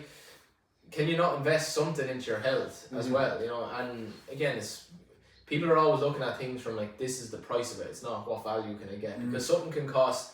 I've got a 6-week program and I keep preaching it on the story, not from an arrogant standpoint, but it's the program costs €54, and the results that people have reported from it and give the feedback I've got, I'm €50, you can make such a change for a 6-week program. That's peanuts, isn't it? Come on, exactly. Come on, people, sign up. I might sign up myself on the way out. And that was 30% off on Black Friday. Jesus Christ! But it's true. The way you look at things, I think, is a big deal on it, because people don't see that. People say £54 on a training program, whereas it's reality. Listen, less than a tenner a week, bro. Let's go. And there's probably a fine point. It's people are it's only €20. Maybe it's not good. But then if it goes on the opposite end, no, it's €80. That's too much, and it's a sweet spot. But I mean, it's that was a big change for me. It's because when I remember the first time I invested into coaching from a business perspective, it was $2 grand up front. I've never paid that amount of money in one transaction, but even though at the time I was oh Jesus, I don't want to do this, but I really did. But look at it from the perspective of the investment, and then once I got in there and content started going, I was right, I've already made this back, 10 times over, Mate, I can relate. This morning when I paid for that flight to come over, I was looking at the price because it was last minute. I was ooh. But I've got to come and speak to my boy, haven't I? So it is what it is, But look, I mean, and that's the thing. If you're looking at it from what can I get now, you're probably shooting yourself in the foot. And you're better off going and getting a job and having a boss and let someone tell you what to do all the time, because you're not thinking right. To me, do you know what I'm saying? Again, it sounds a bit preachy, some of the stuff I'm saying today, but I just feel if if you're in, you're in, right? This is what I do. I don't look at this like a job. This podcast. I want this to. I've said it on here before. I've said I want this to be the fight podcast of the UK type thing. I want this to be. So if I'm going to do that, I've got to do the appropriate things across. Well, that's it, now, do you know what I mean? Like, I'm coming in to speak to you today. Like you said, you offered to do this online. We could have done this. It would have cost me nothing. But it would have been shit. So what's the and that's it. Like, you know, and probably a lot of people like take the shortcuts in everything that they do. You know, and it's it's about that bigger picture, because if you're looking at what's in it for me now, you know, it's the short term view, and you're not. It's a narrow way of looking at it. Like the amount of conversations I've had online with people, or even, you know, you get on calls with people who are interested in coaching, and then they end up saying no. It's like you think that's a waste of your time, but then that person comes back a few months later and it's like, just sign me up now. You know, it's all time invested. Like, you know, you get like reels that you post on Instagram and you get like no views, but it's like and at the start it was the same. It's like, I've, you know, 1,000 followers, and that was my personal following from 10 years on Instagram, and your posts are getting no views, but like, you know, eventually one did, and now here we are like 200k later, you know. So it's, you know, if you're constantly, you want to focus on the specific moment, like, can I make this better, can I do it different? But if success and failure is always like, oh well, I'm not experiencing that thing now, you know, you probably won't get. I'm with you. I look at it like reps as well. Like some of my videos on here, like the podcast, like the views aren't what I want them to be, and some of them are with people that I didn't think would get me. You've got those bad guests, but their following's not massive, and then I got way more than I thought. And I was like, that's cool. So then the next time you get someone I expected a massive viewing, I was like rubbing my hands, and the viewing was bad. I was like, But I look at it now like reps. You know what I mean? It's like practice. I'm here with you now. Obviously, it's a podcast, and this will be part of it. But at the same time, hopefully, anyway, people comment below. But hopefully, I'm getting better at what I do. Do you know what I mean? And just sitting having a chat with you. Yeah, same with me. Like, I mean, it's the first time I've done like an in-person podcast like this, so Is that right? Well, you've made it now, mate. Squeeze the podcast. But like, you know, before that I was kind of like, how will it be? Like, do I want to do this? Like, you know, will it be uncomfortable? And I was kind of feeling like, no, you know, not really bothered. But like, once we've got into it now, I'm like, let's keep it rolling. And it's like, I want to do this. I'm gonna travel around and do podcasts, you know.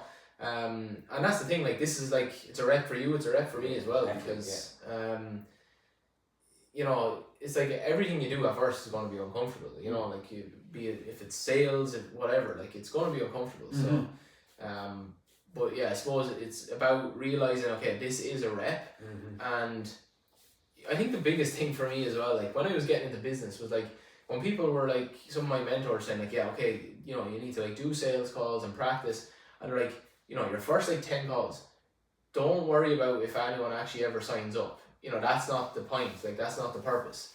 You know, focus on the process, and then the payoffs start coming, you know. Yeah, man. And also it's this connection thing. Like, I want to build not just the podcast. I want this to be a bit of a community thing too. Do you know what I mean? Like, well, I can reach out to you for help for something. You come to me for this. Do you know someone that does such and such? Yes, guy. Do you know what I'm saying? Like the whole kind of thing to build it together, which I think is important. And listen, aside from anything else, like, I've had a great time doing this so far. Do you know? Speaking to these people. Yeah, me too. Yeah. I mean, just like you know, like when you get yourself into a network of people, like, and that's where online is great. But what I found with like that network I joined was all online. But now this year I've spent I was away like traveling the whole summer, running the business and meeting all these people around Europe, and you know, all these connections you build with people in different parts of the world. Like, if I go to Australia, I know someone I can contact. If I go to the UK, if I go to Spain, you know. So I think it's huge, and that's where like, for me, is like, I wanted to have the online business, but when you actually make the connections online and then take it to like,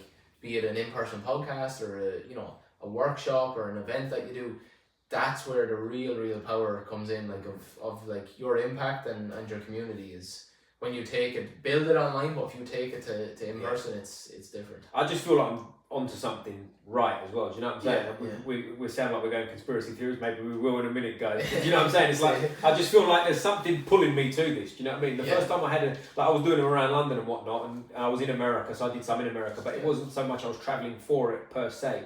And then I got someone reached out and we spoke a bit, and it was in Manchester. And like, Manchester from me is like a 4-hour drive, so I was like, you know, it's an overnight stay and all that stuff, and I was like, but that was the change for me, where I was like, this is what I'm doing now. Do you know what I mean? I'm driving there to do this. I'm gonna fucking. I feel like I'm doing the right thing here. Yeah, it's not until you experience it that you're like, holy shit, why did I hesitate? Like, I've had some mad experiences along the way. I haven't spoken about this on here, and I won't go too deep because it sounds like I'm trying to talk tough or something. I'm not. But I was in Manchester on day one, someone tried to mug me, so I've got that as an experience. I'll tell it more down the road. Yeah. Do you know what I mean? It was like just some mad shit going on. Like I was in Liverpool and someone was telling me some crazy, and it's just all these kind of funny things that, like, as the podcast grows, maybe we'll start getting these people back on and talking more about it. Because this is like some of the people that have told me things off camera that are not necessarily they can't speak about on camera, but I don't know whether it's the camera comes on and they kind of go a bit linear, but then when it goes off, they tell me some magic. I'm like, bro, why didn't you tell me that 5 minutes ago? That's a great story. You know what I mean? So there's all that kind of stuff going on. Is this your first time in Ireland? It is my first time ever. Yes, there you go. There you go. New country. It's a new experience. I can't believe how easy it was. It's always blue skies here like this. Is it always? Maybe I'll move out there. Maybe we'll have like a Squeeze Neck podcast. Ireland edition. But coming through border control, I know it's only a thing, but it's not UK, right? So like they put you through. I didn't even type my passport details in. The only time they saw it was when I was leaving the fucking plane. Like it was weird. It was very, very. Yeah, sometimes you get on planes, like even if you're going somewhere in Europe or I know it's EU, but like it's literally you don't take your passport out. Yeah, exactly. Like it was. Because UK is obviously not EU anymore, so like when I went to, I can't remember if it was Amsterdam or Berlin, one or two recently, or Barcelona, sorry, none of them two, but it was like a fucking ordeal to get through the airport. It was like, it didn't used to be like this coming to Spain, do you know what I mean? Whereas now it's a whatever, but Barcelona's a funny city. You've been to Barcelona? No, never. Not what I expected. It's woke hours out there. Is it? Like, good people. I know people, like I said, Anna and stuff, Bamboo Body, and all the guys, Danny, her boyfriend and stuff. They're all great people that I know because they're from whatever. But it's a funny place, Barcelona. Is it? Like, it's not what I expected at all. Like Barcelona, because I did 3 days in Barcelona. I went straight from there to Berlin. And like Berlin is like complete opposite. And it's like great city. I love Berlin. Berlin's one of the places I could live easy. Do you know what I mean? It's a cool place. But you know, Marbella in Spain was my Spain spot. Is that it? That's where you go to Spain? No calm before Marbs and all that. Yeah. Back in the day, I remember people, I never went there, but I remember people back in the day, I used to work with a fella, his name was Joe from Essex, so we called him Joey Essex, naturally. And he was as Essex as you could possibly be. He never spent more than 5 minutes away from parties there. And he always used to say that, go no calm before Marbs, so shout out Joe. Joe Stoker, if you ever get this, mate. But before we was touching on sort of barefoot shoes and stuff. Now I've been in and out of barefoot shoes for about 12 and a half, 13 years now. So like in and out, and I've got mixed reviews on them really, to be honest with you. But what's your view on it? Because you said about barefoot stuff before. I started wearing them probably six years ago, maybe 5-6 years ago. And again, this was all in the process of learning about Ancestral and evolution, and no one should be wearing shoes. And then when I went back to play football last year and I put on a pair of football boots that were like this, I was like, holy shit. Barefoot shoes. I mean, I'm probably, as of now, that's probably pretty much all I wear. Really, yeah. I do wear, the Fayus. I've got them over here. Of course, the old-fashioned kung fu shoes. I love those. Those are probably my favourite shoes, of any shoe. What would you sprint in? Because I'm assuming you wouldn't sprint barefoot, or would you? Maybe. I think you have Altras. Was that or what's? Yes, Is that the brand you're wearing now? Yeah, they're like the wide toe. They're wide because I've got wide feet anyway, and I feel they're just much more. So I've got a pair of those. Pain in the ass to get for us, by the way. You have to buy them from America, right? And I can't. It's a couple of years back that I got them, but I still I've got them just out there. I've got 2 pairs of those, and they're because they've got a little bit of cushion, but they've still got the wide toe box, and so. Between those and I wear Vivos, but I really like Zeros. For training. Those are definitely my favorite ones. I do run in them, sometimes, definitely, but the Altras, just with that little bit of cushion, I use those. As regards the Fayus, I would nearly say they're a barefoot shoe. I know they're not technically. But I feel absolutely fine in those. They're wide enough for me. I don't feel like I can... I've never worn any. Obviously, the movement community was massive on them for a while. But I've done also... I used to sprint on concrete regularly in Vivos. I don't know. I mean, over time, I was getting when I was seeing these movement people that was helping with my body and whatever. I was having certain tight spots on my hips, and they was relating it to that. So I kind of stepped away from a little bit, Yeah, if I was I don't run massive miles every day. But if I was doing that, I probably wouldn't do barefoot every day. Now again, the other side of it is, if I did it barefoot every day, would I adapt? Yeah, maybe. I mean, barefoot shoes. At the beginning, I think it's like anyone. There's that transition period, and people are always asking me, should they? And I would kind of say generally yes. But don't you don't need to go and do it straight away or never wear a pair of shoes again. It's like anything. Can we minimize the damage? It's okay, I sit for 8 hours a day, right? Well, can you sit for a bit less, you know, and start there. Yeah. But I mean, I think the whole, what would you call it? Like the whole idea around barefoot shoes, and I remember when I started, like when I got my first pair of Vivos, and I started like, you know, walking outside a little bit barefoot, you know, just out at home, because we're rural and we've got, you know, lots of grass and stuff.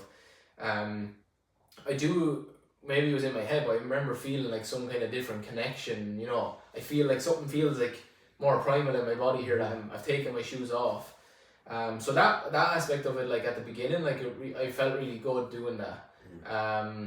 But now it's really just like a habit, and I know if I put on like a pair of normal shoes, I'll be like, oh, my toes don't feel good here. But you know, the odd time I go to a wedding and I have to, you know, wear something like that, and it's fine, like, you know. But I don't, like, as regards I don't really have an opinion on them. It's like I like them and I think they're good. If anyone was to ask me, I would say I think it's a good idea to at least transition into them, or at least I think what's more important for me is, you know, it's like I did a post before about squatting. It's like, should you always squat to full depth?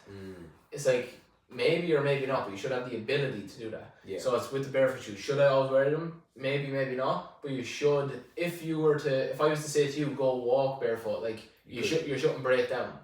So because the barefoot community is a bit like the vegan community. We said about something else earlier, but fuck me, if you ever speak to a barefoot aficionado, they're fucking there. Like, No, I think it's like that, and I'm not on the extreme of anything. And people can say it's not that I don't have an opinion, but I'm not like very all barefoot or no barefoot. It's like, wear them if you choose to, but your feet should be strong enough to say, if I was to tell you, let's walk for 10 minutes barefoot, or, you know, do some squats barefoot, that should feel fine. You shouldn't be... Feet should be able to work like feet, right? Yeah, exactly. I'm with you there. Concrete throws a bit of a curveball into it for me, I think, as well, with the sprinting, because it's not the smartest thing in the world to just start wearing a sprint on concrete, is it? But you build it up. I'm with you there. I think people should try them. I definitely think people should. What's been your experience with them? Like, so I was just doing too much too soon. When I used to work for a gym called at a gym, not for the gym. I used to PT in a gym called Gym Box.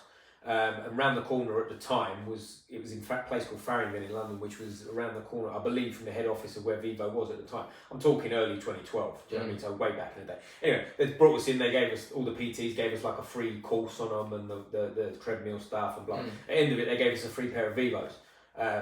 And I just wore them all the time, like literally overnight. Started wearing them, started running in them, started sparring and everything I did. More healthier than every person. I was better than everyone else. I'm better than you because I don't wear shoes. I was that guy straight away, you know what I mean? And I just loved them. I felt good in them. I was about 21, I think I was at the time, do you know what I mean? So I could get away with it, I guess. And I felt like I was getting tight spots. Nothing specific, but I was just losing a bit of bounce and whatever. I've been in and out, but I still wear them now, do you know what I mean? So it's not like, but I've been more careful with them. And I used to work with a guy a lot who would look after my body. And then another guy said it, and another guy said it. Basically, what they was all saying was just fade them in a bit. Use them, don't let them use you type thing. You know what I mean? Like, don't always be militant about, like, I don't wear shoes. Just chill out, like wear them when it feels good. And when I started doing that, like, I can relate to what you said about like walking on the grass in the feet. I've had that feeling a lot of times where you just go like, that feels actually good, bro. Walking barefoot on grass, feels really lovely. Nice. Yeah, it does. And for people, we've lost some viewers. People get these fucking tree huggers, but it's true, isn't it? Do you know what I mean? It's like I believe in it, and I think there's moderation in everything you do, and try and filter it in is kind of where I'm at. Because again, like, I do a lot of handstands and stuff, but I've been through periods in my life where I'm training handstand twice a day because I'm going to handstand, which is nothing necessarily wrong with. But my problem was I'm also training jiu-jitsu, boxing, fucking Olympic lifting. And do you know what I'm saying? My body's like, bro, I need to fucking chill. Do you know what I mean? Like nowadays with the handstand, like I do handstands more often, but like training my handstands now, I do maybe once a week, twice a week sometimes. Do you know what I mean? Because my body's ready for it and it's less time versus like maybe I was doing handstands for fucking 10, 12 hours a week. Now I'm doing maybe one. Do you know what I mean? Probably half hour. Do you know what I'm saying? And I feel better for it. And you know, that brings around the whole conversation of like the variety in your training as well. You know, it's like, I don't just Olympic lift 3 times a week and then I sprint. You know, it's like I do handstands, you know, once, twice a week, and then I do this and I do jiu-jitsu on these days. And it's the variety, you know, because again, you know, when a lot of people are very, you know, I'm training to build muscle, and it's like, it's great, but like, you know, where's the variety in your movements now? And what I found, like, from my own experience with my training and how I feel now is, I could go into the gym today and like we could say, no, let's do this exercise today that I haven't done in like months, and yeah, I'm not going to be getting my like PR on it, but I can do it absolutely fine. Pretty much any exercise. Whereas if someone like squats and benches and does all these things, like they do the same training 4 times a week every week, and then you ask them to do a different exercise, something's probably going to happen, or they won't feel good doing it. Absolutely. And that's what I love. Like again, we're probably circling back to like the very first sentences we said is like set your foundation. Yeah. And then like you can do whatever you want from there. Like, that's a big thing I took from Ido Portal, again, going back to him. It was like, and I didn't listen because I was a blockhead of just doing too much too much. But like, is kind of being able to do things. Do you know what I mean? And this isn't word for word what he said by any means, but like in terms of like, if your body can go to a gym, it can do everything. Like maybe not your PR, like you said, but maybe you can do 80% of what you used to be able to do. But that's enough. That's all I need. Do you know what I mean? And that comes back to like to summarize that into one word for me, it's resilience, and that's what my message is essentially, and that's from a training perspective. But then, okay, is your nutrition making you more resilient? Like, do you sleep well every night? That you're not breaking down with like sicknesses all the time, and this is. That's it. Like if you've set that foundation of resilience, then you go like sprint up the mountain, go do the different exercises in the gym, go do learn to do handstands, and you're just ready. Yeah. And that's for me. It's like when people talk about freedom and stuff like that, be it with movement or with your life. It's like in life for me, it's like it's not that freedom is you can do whatever you want. It's like you can choose to do it. And then it's the same with movement. Like freedom for me is like if someone said to me, do you want to go hike a mountain tomorrow? I was like, yeah, I'm ready. Let's go. Yeah. Not that your lower back's tight like it used to be. Yeah. I can relate. When I was in America and I dislocated my shoulder, I remember like 2 or 3 days later we had like booked in to like do surfing somewhere, like, and I couldn't do it. I had to sit in the house while all the rest of the guys I was with went and done it. Like that's the thing, and like the reality is that was like from an injury that happened like a few days earlier, but a lot of people are like, no, my back is always tight, so I can never do those things. Oh mate, I've had clients in the day that I can't run anymore. They're like 40. What do you mean you can't run anymore? Let's work on that first. No, I've got a holiday coming. Fucking hell, how about we get you running? Anyway, we can go round and round. But you've sort of said about like the nutrition and all the kind of stuff. How's your day look like? Your week look like day to day? What do you do yourself in terms of like, well, the whole package, I guess, but training specifically? Like, what do you do?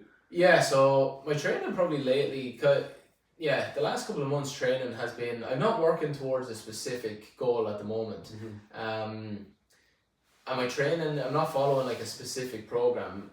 Sometimes it's like literally, okay, I am, I've been sitting a lot the last few days, with doing like online stuff. So I'm going to do some more, the sessions I'll do for the next week or two will be more maybe, they'll still be strength based, but I'm going to start working like through more ranges of motion, start opening out things again. And sorry to jump in there, do you look at it like a practice instead of training? Like, as in, I've got to train at 10 o'clock, or do you feel like, I'm a bit whatever, I'm going to go and do X, Y, Z? Yeah, like if there's some days where I'm not feeling it, or like, okay, I'm not going to like push hard today, I'll change it up and do something different. So I would say, that's a good way of putting it. I would say it's more of a practice for me at the moment than a training program, because I don't have a goal. Like the goal for me, like the goal and the priority for me is always that, can I move without pain? Because I suppose for me that was the biggest thing, that was the biggest frustration. But even now, when I like when something is like maybe I feel stiffness or something is feeling a little off, I hate it, and that's all I'm thinking about. Can I get rid of this? So for me, number one is always like, can I move without pain? And then can I like improve my body composition? Can I get faster? Can I feel like running is easier now? But when I have pain, it's like it stops everything, so that's always there as like the number one priority, and then I plug things in around it. But like I'll do like a week or two where it's like, let's push like higher volume, or let's push more strength, and it's kind of more of how I'm feeling. And maybe as a coach, people are like, oh well, that's like a terrible way to do it. But again, my message is not always that you need to always be following a program. My goal for people that work with me is follow a program, but my goal for you is that you don't have to follow a program. You can just train whatever way you want. As in, you sort of graduate from that. You graduate from that area of having to follow a program. Now, exactly. Programs are great, but it's like, that's if we're really trying to get a specific goal and outcome. If I'm like, I want to get faster, It's like, yeah, I'll do stuff that's gonna make my speed better. It's like, I want to build muscle. Yeah, I'll do a block where I'm like focusing on that, like, you know. But generally, like, yeah, my sessions could be a mix of, right, I'm doing a high volume, then I'll do like a lift that's more strength based, then I'm gonna do some, you know, like a little bit, call it like accessory work for like maybe just my knee or my hips or something, you know. And it's a mix of everything, like. And that's interesting. it's probably another like mindset shift I've had, that training doesn't have to be, like it's hypertrophy, it's strength, you know. Because that's, I remember, like with us, it was always, every year, no matter what coach we had, it was hypertrophy. It was like a 4 to 6 week hypertrophy, 4 to 6 week strength, 4 to 6 week power. Yeah, I could finish my sentence. 100%. How many times have we heard that before? Yeah, that's exactly, and them's the rules, right? That's it. Yeah. Story. Are you one of these that's like, we will get into conspiracies in a bit because I've got a feeling you might scratch my itch on the conspiracy talk. But like with the intuitive, do you feel like, because I'm coming around again, I don't want to sound like a fucking hippie trippy kind of guy, because I don't mean it from that point of view, but the more experience I've got with training and stuff, I sometimes feel like if you've got an intent in mind of your body, your training, you can almost go into a gym a little bit and sort of feel what you need to do, and your body will dictate what you want to do and just go in that direction. Do you know what I mean? Do you ever get, do you see where I'm coming from when I say that? Yeah. And one thing that came to my mind there was like, almost like, is it a placebo? Yeah, because I remember when I was starting the FRC stuff, and I was looking at people like Guido, like, this will help me move like that. Yeah. And I was thinking to myself, I'm already moving better, like, because I'm doing this new hip thing, or but I think, like, coming back to like what you were asking, I do think that it's when you have an intent, like my intent is, I want to move well, and I don't want to have pain, but then, and I think that drives everything, because like, I can do some muscle building stuff here and still have the same intent of moving well. I can work on strength but still keep the focus on moving well. Like a really simple example, let's say, will be doing something like dips. You know, great upper body exercise, but you've seen this, probably people loading it up in the gym and like, it's this. Yeah. Whereas like, I'll do dips, and I'll do like, one way I like to do is like, it's called like dense strength, the guy Keegan's made, like kind of, but it's essentially like every minute on the minute training, but like so easy to manipulate that for volume if you want to go for load and go for strength. But it's like, I'll do the dips through full range. So now, my shoulders are getting some good stuff, but I'm building some muscle here now, and I can do this over a period of weeks. So it's like, having that intent, like, I think that's been more powerful for me. It's like, what is like, not what's my 12-week goal, and my, let's do a training block that's 12 weeks. Like, what's my overarching goal? And then it's like, right, if I want to focus on going, no carbs, 4 marbs, like, let's do some muscle building, but I can still keep the intent on, build your muscle, but make sure you're not like getting stiff again and sore and breaking down as a result. Yeah. So that overarching, like, maybe you call it philosophy or whatever. But like, what is, I guess for me, is like, what is the goal in like 50 years time? Where do I want, I want to be still moving well. So what can I do now to make sure that happens? But still also, I want to look good now, or I want to like, work on this lift, or do the handstand. Going through seasons, isn't it? Yeah. But I think one thing I've done, and it'd be interesting to hear what you think about this, is I'm going through a period where I've stopped counting my reps, and I'm just like feeling each rep. And again, I know this sounds hippie trippy, doesn't it? It sounds like I'm connected to the universe and all that bollocks. But I'll, like, if we take dips as an example, I'll do a dip, I'll do a dip, I'll do a dip, and then when I get to the point where I'm like, it feels good, I'll stop. And it ends up being typically around the 10 rep type mark. Do you know what I mean? But I'm not counting, and I'm just going perfect rep. Again, perfect's a shady word too, right? But like, perfect, that feels good. Almost, and I'm exaggerating a bit, but you know what I'm saying? Like, take a breath, relax, that feels good, go again. Is that something that you'd encourage, or am I just barking at the wrong tree there? I mean, I think that can be a good approach. Like, I mean, anything that brings more awareness to what you're doing. If you're like, I'm going to do 50% less reps, but I'm going to focus on what's happening here and how it's feeling. I think that's definitely positive, because most people are like, here's my program, just do what it says and get out of there. Which has value to some degree, but again, I'm always coming from the perspective of, okay, well, are you struggling with something? If yes, then that's where something like this comes in. It's definitely something I would like tell people to do and recommend. Like, for myself, this is where I've used kind of a lot lately, like every minute on the minute type training. Okay. Because for me, it's like, I just really hate being in the gym and standing around. You know, like Right, 45 right. seconds.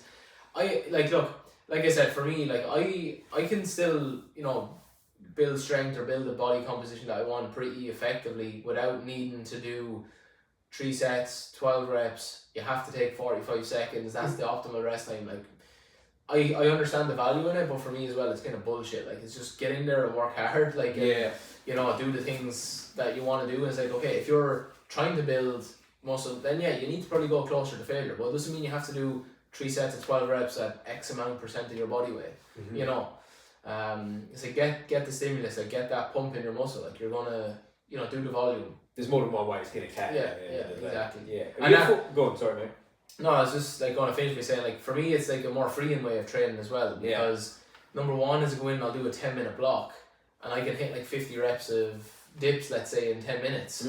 Whereas if I was doing 3 sets of 10, I'm only hitting 30 and it's probably taking me the same amount of time and I'm standing around. So it's like, make the training efficient. And yeah, if it's, you know, kind of, again, that's where the whole the awareness comes in, and what you're saying is, like, if you're more aware of how your body's feeling, you don't have to do the 3 sets of 10 reps anymore. You can just look for that feeling in your body and say, yeah, I know if I do more of this, I'm going to build muscle, or I'm going to like get the strength response that I want. And you train every day? Not every day, no. I'll do something every day, be it go for a walk or like some movement. Yeah. But no, at the moment, no. It's probably a combination of like, you know, work and stuff as well that I just don't go. But again, I kind of listen to myself, you know. And I don't. What is really interesting as well, like it's like I like to move every day, and I kind of feel like I need to move every day just kind of for my sanity or whatever. But I don't feel like I need to train every day. Because like work hard and you'll feel it for 2 or 3 days. It's kind of like coming back to nutrition when I say to people, it's like I don't feel like I want to like lose much if I don't train for 2 or 3 days, because I do other things well. As in, I look after my nutrition, I'll stay active, you know, my body feels good, my range of motion is good, so I don't feel the need to train every day. So some weeks I'll train every day, some weeks I'll train 3 times a week, you know. Again, as a coach, it's probably not the thing that people want to hear you say, but again, it's like my intent is just to move well and feel good every day. If I choose that, I want to really focus on like building a good body composition, then it's like, right, train 4 times a week every week, or 5 times, whatever it is, put a plan in place. But for me now, I'm kind of happy with what I'm doing, and I feel like I'm still actually developing and progressing in the things I want, but without needing to be on some kind of strict. You probably do yourself more favours by training less and you're moving more, because that's one of the things I've found as I've got more experience is train less, move more, because I used to train hard all the time. Exactly. It's just results are fucking stagnant. And with jiu-jitsu especially, I'd see people on the mats that weren't training nearly as much or nearly as hard as me, and they were getting better improvements. And it I say it was a light bulb moment. It was more like a light bulb a few years, but you know what I'm saying? Like eventually the penny starts to drop. Have you ever thought about doing jiu-jitsu? I think it'd be. I have done jiu-jitsu. Oh, you have? I done like I think it was an 8-week beginner course. That's cool. In January. Nice. I liked it, and then I was traveling and stuff, and I never got the consistency with it. But I tried it. It's definitely something I'd like to get back. I was going to say, the reason I bring it up, firstly, most people love it anyway, but also for like testing on your, not testing, but you know what I'm saying, like feeling your body out and adapting around it. And you seeing people in there, you'd have a field day, because like you've been in a jiu-jitsu, everyone's fucked, right? Everybody elbow doesn't work properly. Shout out to Dominic Dillon, he was on here, world champion catch wrestler. Not a big guy, but strong as a ball when he grabs a hold of like a Kimura. But his arms, like they don't open. Because of years of abuse on them. He makes it work because of his jiu-jitsu. And he said that on the podcast. I'm not outing him or anything. He showed it. But he's it's an interesting thing, because if you see jiu-jitsu and you've done it, so you would have seen it. It's like certain people are so highly specific and flexible in certain areas, but then some of them, and this isn't across the board, but some of them, you see them like they look like the perfect athlete, look like a fish in water, blah blah blah. Then they finish the session, they walk to their car, and they look like they're fucking 70. You know what I mean? It's like it's a strange world that and that's like what I was saying about people like Ito. I'm not saying it's him, but like people within that space, is like they look like they're, you know, everything is perfect. It's not always. You know? And that's why like just, you know, make sure that you're setting, you know, basic, you know, principles of what it is to kind of move well, and then like you're, you know, and even if it's you've gone too far, you know, if you're like this all the time and you're stuck like this, you know, you can always like, okay, can I start to introduce some of that stuff that will, you know, help bring it back, and that's actually probably gonna help your performance in the long run. You know, people think, oh, if I stop doing my training or going intense at it, performance will suffer. But like if you're not moving well, then you know, take a little step back, and then once you go back, automatically it'll feel better. Of course, you know? And that's when you really suffer. I think when you over-adapt to your sport, when you get to that. And again, 40 is kind of an age I always use, because 40 is not old, but it's old if you let it be, isn't it? Do you know what I mean? Whereas people that have been doing a sport for a long time, and their body starts to, I don't know if over-adapt's the right word, or break down or whatever. But like you said, like rounded shoulders for a boxer's a classic. They can't do anything else. Like you can't expect them to then suddenly start backflipping, right? Because their body's too adapted. Yeah, like basically your body gets good at what you do. You know? Exactly. Yeah. It'll get less good at what you don't do. Yeah. So. Yeah. And then injuries occur, and that's a whole other rant. But like we've touched on it a few times now. Conspiracy theories has been a theme on this one. Are you a conspiracy theory guy? Don't let me down, bro. I've been entertaining it a lot more. Beautiful. Like, I think probably because I mean when I start getting into you know, the whole 9 to 5, and I was like, no, that's not actually the way, or you know, like, okay, red meat's not actually bad for you, you know, and I think I've no choice but to perfect. But just for context, I'm not necessarily a conspiracy guy. I just love hearing it and listening to it, and I like to think I'm open enough that if someone's like dead set on one thing, I can entertain. The only one I'm adamant on that didn't happen is the moon landing. But please comment below, because I'm going to get pelted for that. What conspiracies wet your whistle, mate? The moon landing one was something that only came up like recently for me. You know, I never really thought much about it. But I think then once you start getting like exposure to other stuff, like question this thing, I question that thing. I'll tell you my view on that one, just to touch on the moon one. I'm asking you, it's not about me, but just my thing is, we've got iPhones and shit now, right? And like people still can't get to the moon. They say if you listen to some of these NASA people now, they say things like they can't go back to the moon because the technology's been destroyed and all this kind of. Now that ain't gonna fly with me. Do you know what I mean? We had like VHS tapes back then.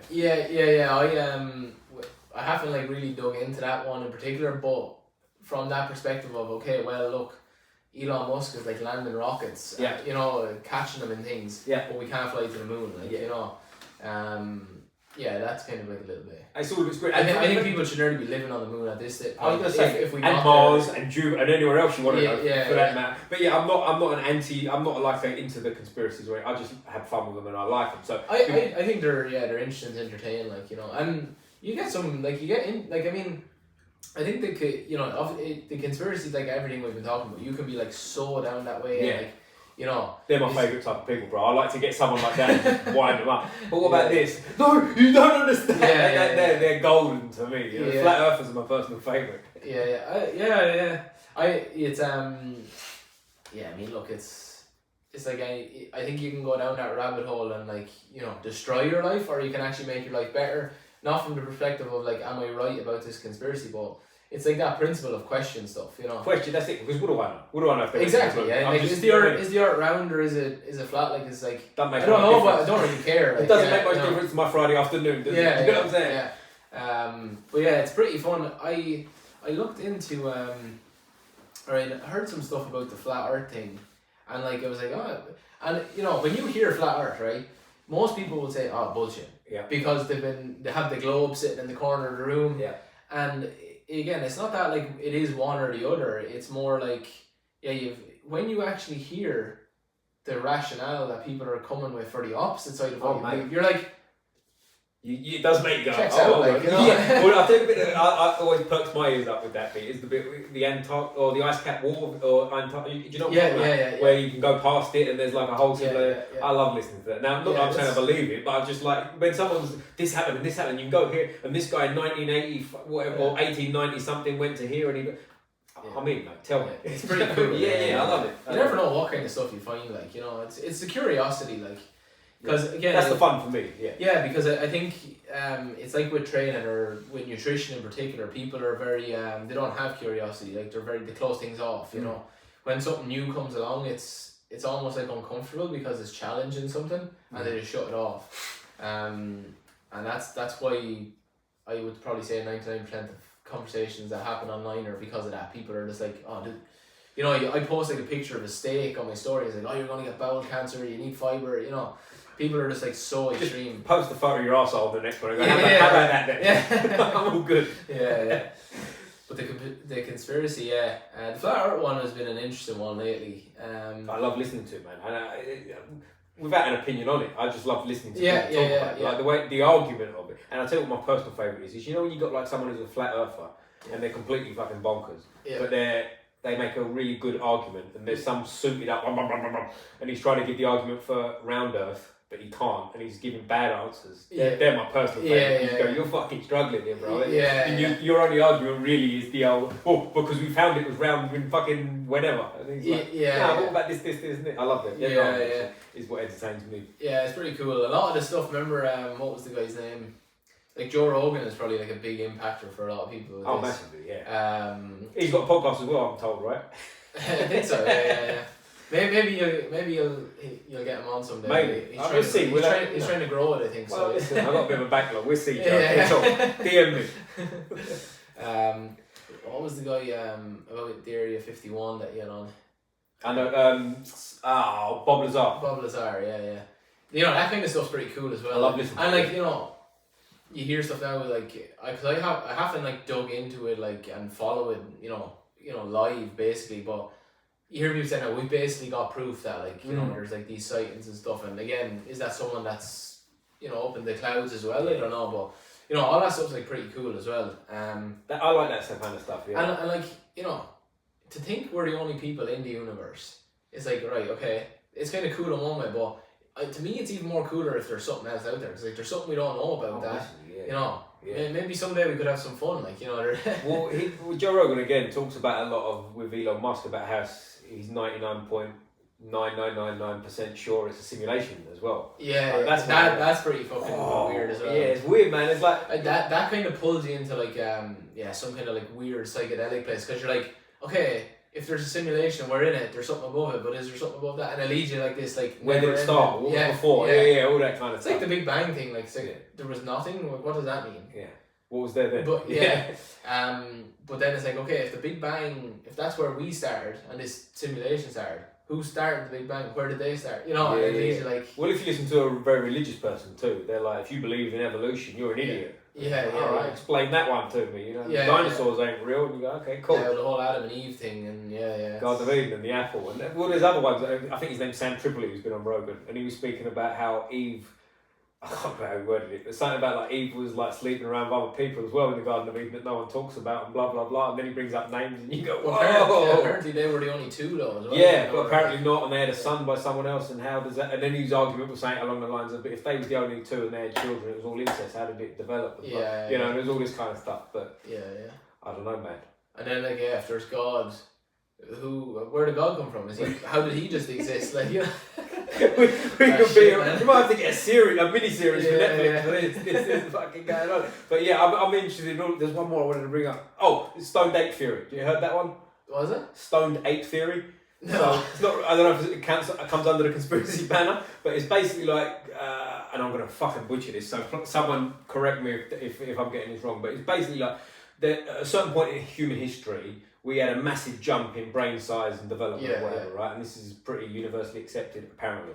And one of the theories from these people is that when something to do with mushrooms, when temperature went up and the mushrooms started developing, they started eating mushrooms, having psychedelic experiences, blah, blah, blah, blah, blah. It made our brains develop, and that's a big part of the story. But if you haven't heard of it, I guess we're at a dead end. But that's one of the ones Rogan spoke about. Yeah. No, I haven't heard much of it. There's something that's ringing a bell to me that I heard him say something like that, But that one's interesting to me because I don't believe it, but fuck it. Yeah, because you hear people saying it was actually that we started like hunting and eating meat and cooking and stuff like that. Yeah. But that one also like kind of checks out as well. There's all kind of mad stuff in it, yeah. And the alien one's a big one. I like that. I think like the aliens came down and genetically modified the common ape and all that kind of shit. Yeah. See, that's the thing, like, you know, evolution, when I'm talking about the ancestral stuff, that kind of like, I like the idea of that. But yeah, like, I mean, there's so many different ideas of where we started from, and they're all so different. Like, one is Big Bang billions of years ago, whereas the other one is like with like the religious side of it, like, no, it's not a billion years ago, it's only 2,000 or 3,000 years Yeah, ago. yeah, You know? something, yeah. So pyramids is another one. Fuck, I'm on fire now. I'm fucking pyramids, rolling. yeah, The pyramids, how they built the pyramids and how they're much older. Do you know Graham Hancock? Yeah. He speaks about, he thinks the pyramids are way older. It's like, and it's like they think like humans that build them. It's like some kind of like, it was like an energy source or center. Levitating. And this is where I think it ties in with the flat Earth thing and the ice caps. Right. Okay. In the ice caps, they think like there's some other. Oh, they've got the secrets. Like there's something like the pyramids. You know, like there's some other. This is like kind of Transformers like type shit. Well, there's Inner Earth too. Heard that one? Like under the surface of the earth, there's other civilizations and people have seen them and all this kind of stuff. That would have been probably my answer on when you asked about the conspiracy at the start, was like something with the pyramids. Okay. Because that's one I've heard most recently, and that was like, I've never heard this before. Like I just assumed the Egyptians made the pyramids because we learned that in school. Well, there's exactly right. But there's also like there's watermarks on the Sphinx. Have you heard this one? Yeah. Which there hasn't been heavy rain enough to do that in like 10,000 years earlier or something. Again, I'm butchering it, guys. But like, and even the thing with all the rocks in the pyramids, they say like. Yeah, they talk about the way they rolled them on the logs or whatever. It's like, and they're from hundreds of miles away, apparently. Yeah, they're saying like this is not possible. Like, you know, or that's what some people are saying. Like, you know. Yeah. Or the other side of it is they weren't actually poor and like, you know, they were actually a really advanced civilization. Yeah, just different advanced to us. They didn't put so much value on whatever we put value on. Like they didn't have computers and shit, but they harnessed energy and all this kind of shit. Yeah. It's interesting, isn't it? It's that one. The Egyptian one is cool because there's the whole thing about the pyramids being like this energy center source, and then that in the ice caps, there's something in the ice caps that we don't know about because they're covered in ice, and it's something related with the. I think it's something related with like the flat Earth and with the pyramids in Egypt, and then you've got this whole conversation now around what was it? But Graham Hancock talks about as well, like where the big reset back like millions of years ago, or hundreds of thousands of years ago, about how there was the advanced civilization, and this thing happened that nearly wiped out the whole population, and then. You know, we came along. So there's the Amazon one too. Have you heard this? Like the radar they've got now under the thick forest in the Amazon. Like apparently these massive areas of like human built structures underneath that have been covered by the thing. And there's again, I don't know timeline, but something like 300, 400, 500 years ago when the Europeans sailed through the Amazon, it was like filled with millions of people that was there, and because of like European diseases and whatnot, wiped them out. So when people went back 100 years later, there was like nothing here. They're bullshit. But then this can back it up because there's like things under the Amazon. So maybe we do a repeat in the Amazon live. We found it, guys. But like I mean, there's all kinds of ones that we could go. I think we've touched on something here. I don't know where conspiracies came from for this one, but we seem like we've got something going here. I think life's a little bit more exciting when you at least entertain some of this stuff. If I think that's the only time it's fun is when we do it like we're doing it now, in terms of like, what do you think? No, this happened, that happened, and it's like, bro, chill. The person that would probably like cut all of this off and not be open to it is the person who's like in the job they don't want and their life is everything is shit. Like, you know, you need to have a little bit of. So what are you saying? Don't get married. I just got engaged. Did you really? Is that true? Congratulations, my guy. Don't do it. We've learned that today. Don't do it. But no, what was I going to say? There's one more I was going to bring up that was on the fucking tip of my tongue then. Doesn't matter. A conspiracy? A conspiracy. There was another one that was in my brain. Oh no, sorry, it wasn't a conspiracy. It was going to say, if you could if we're going to go crazy talk now, yeah? If we had a time machine and you could go back or forward, what would you do? Would I go to a specific type? Oh yeah, okay. There's probably I mean the answer is both. Like you go in both directions. Yeah, of course. Probably. I mean future's gonna happen, and how long you're around for you don't know obviously, but probably I'd like to go back. Where would I like to go back to though?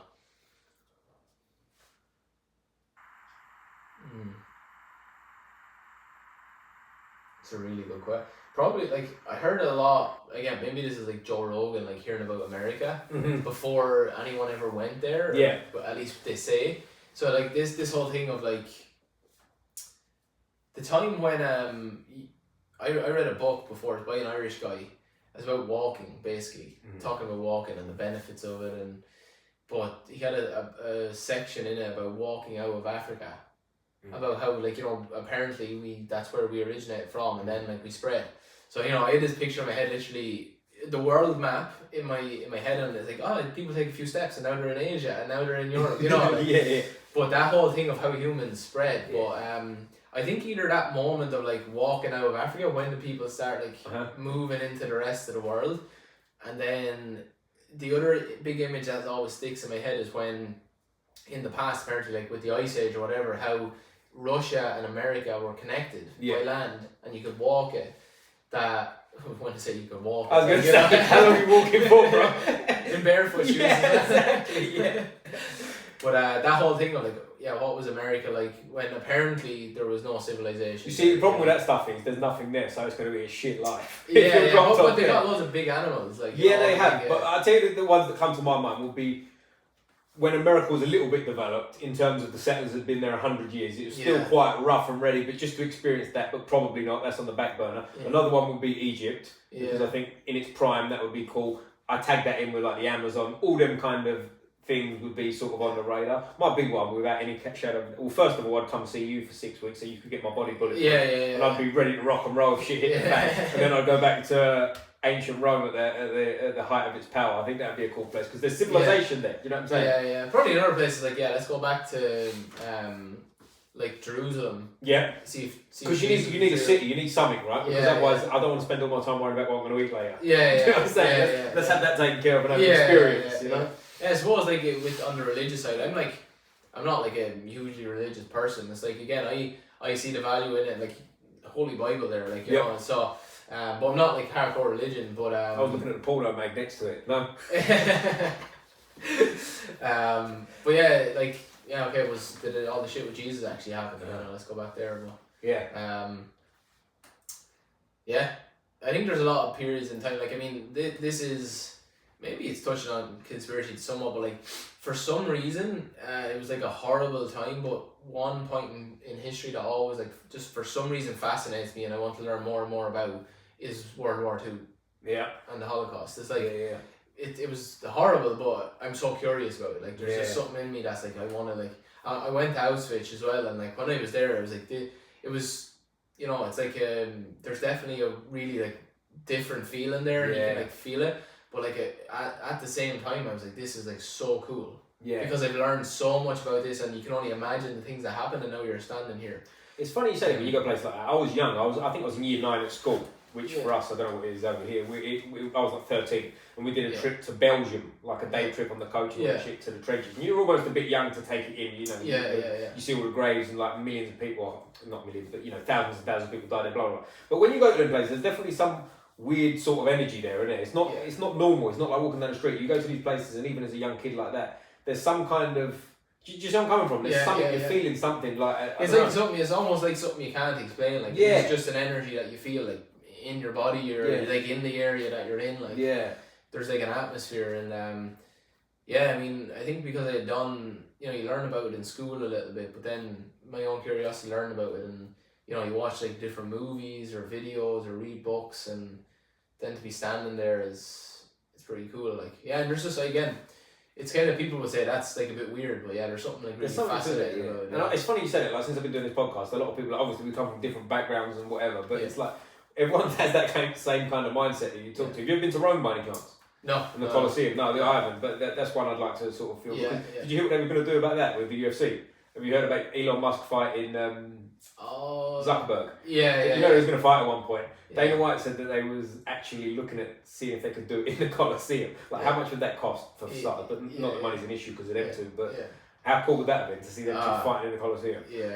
I don't know if that'd ever be allowed to fucking mental. Happen. Could you imagine them two fighting in the Colosseum? How bad that'd be a cool place to see, I think. Going it would be. I've talked to people that went to Rome, and a lot of people say like it. You know, people would go to like, you know, Paris or these places and be like, it was really nice, but I wouldn't not really push to go back. But people always say they go back to Rome. But probably as regards travel, I think when I went to America, we lived in New York. Oh, okay. That was like probably it's probably my favorite place in the world. Like, really? Even though now as well, I'd be like, that's the worst place you could ever live in the world. The scale of like, but I remember when I seen like the skyscrapers for the first time, and I'm like, holy shit, like this is big. Yeah. And did you go up the top of the Empire State and all that business? Yeah. It's a mad spirit. I've been up there, and you can feel like I don't know whether it's placebo or what, but it feels like there's a bit of whoa, what's going on here? You know what I mean? And probably the whole thing with the twin, that's a point in time.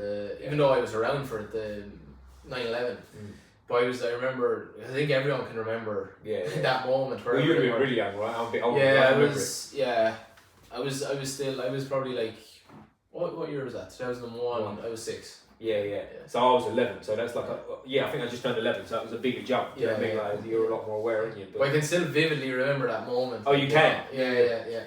Mad time, wasn't it? Fucking mental time in the world. Can you imagine being there? Because I say the reason I say that is I used to have a friend of mine, shout out Henry Atwater, big Henry. I ain't seen you for too long, mate. But he was he's a lot older than me. He was at college in New York when it happened, and he was like it was a college, right? So he was sleeping and whatever. It was in the morning, and he said he felt like and everyone was like, "The fuck was that?" But no one paid much attention. Yeah. And by the way, I'm telling this story about 15 years after I heard it, so please correct me, bro.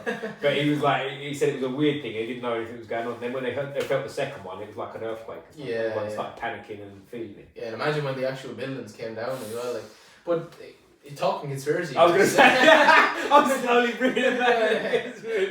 But that's a fun one. But I think people got too many opinions on that one. They uppity up, don't they? Like for me, if it's not fun, I'm not interested. Do you know what I mean? I want to hear about the moon because no one owns the moon. You know or that might be a conspiracy. I've heard people do own the moon. Let's leave that alone. I think the US is just one big conspiracy. Like there's so. Always makes me. I love the US, right? I love being there and stuff. But it always makes me laugh. You know, when Americans go, greatest country on earth. We go, bro, you're fucking mental. Country. I'm happy where I am. Yeah, go around the world, man. We're not even close to the best country in the world. You know what I mean? For so many reasons. It's great for a holiday, but I don't think I'd want to live there. Nah, don't think so. No, I'd visit, but coming and going is the way to do it. Boom. But mate, this has been a great one. I've enjoyed this. Yeah, really enjoyed it. I got more out of you than conspiracies than I thought I would, but I really appreciate you guys. So thank you very much for having me. Anything you want to plug? Anything we put in the description below for you? No, big thing at the moment is I'm not sure when the episode will go live, but as of today, we'll get Black Friday live a little bit later. So check that out. If you go to my Instagram, at the.ancestral.athlete, you'll find all the links there. And YouTube and stuff, you'll find it all through my Instagram. But go check out the programs. It's definitely the best place to start and get in over the next week. Get the discounts. Perfect. All right. We'll put all the description below. Shout out to our sponsor MIE, Mental, Internal, External. As I said to you before, we'll get more information as we go. I've started using it.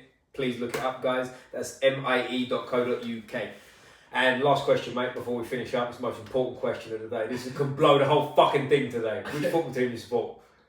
Okay, so I'll keep it brief. I won't go beat around the bush, but I'm not a big hardcore football fan now, but I was when I was younger. But I've stayed true to who I had from the start, and that's Arsenal. Oh, fuck it. I thought you were going to say Man United. A lot of Irish, why Arsenal? No, Thierry Henry.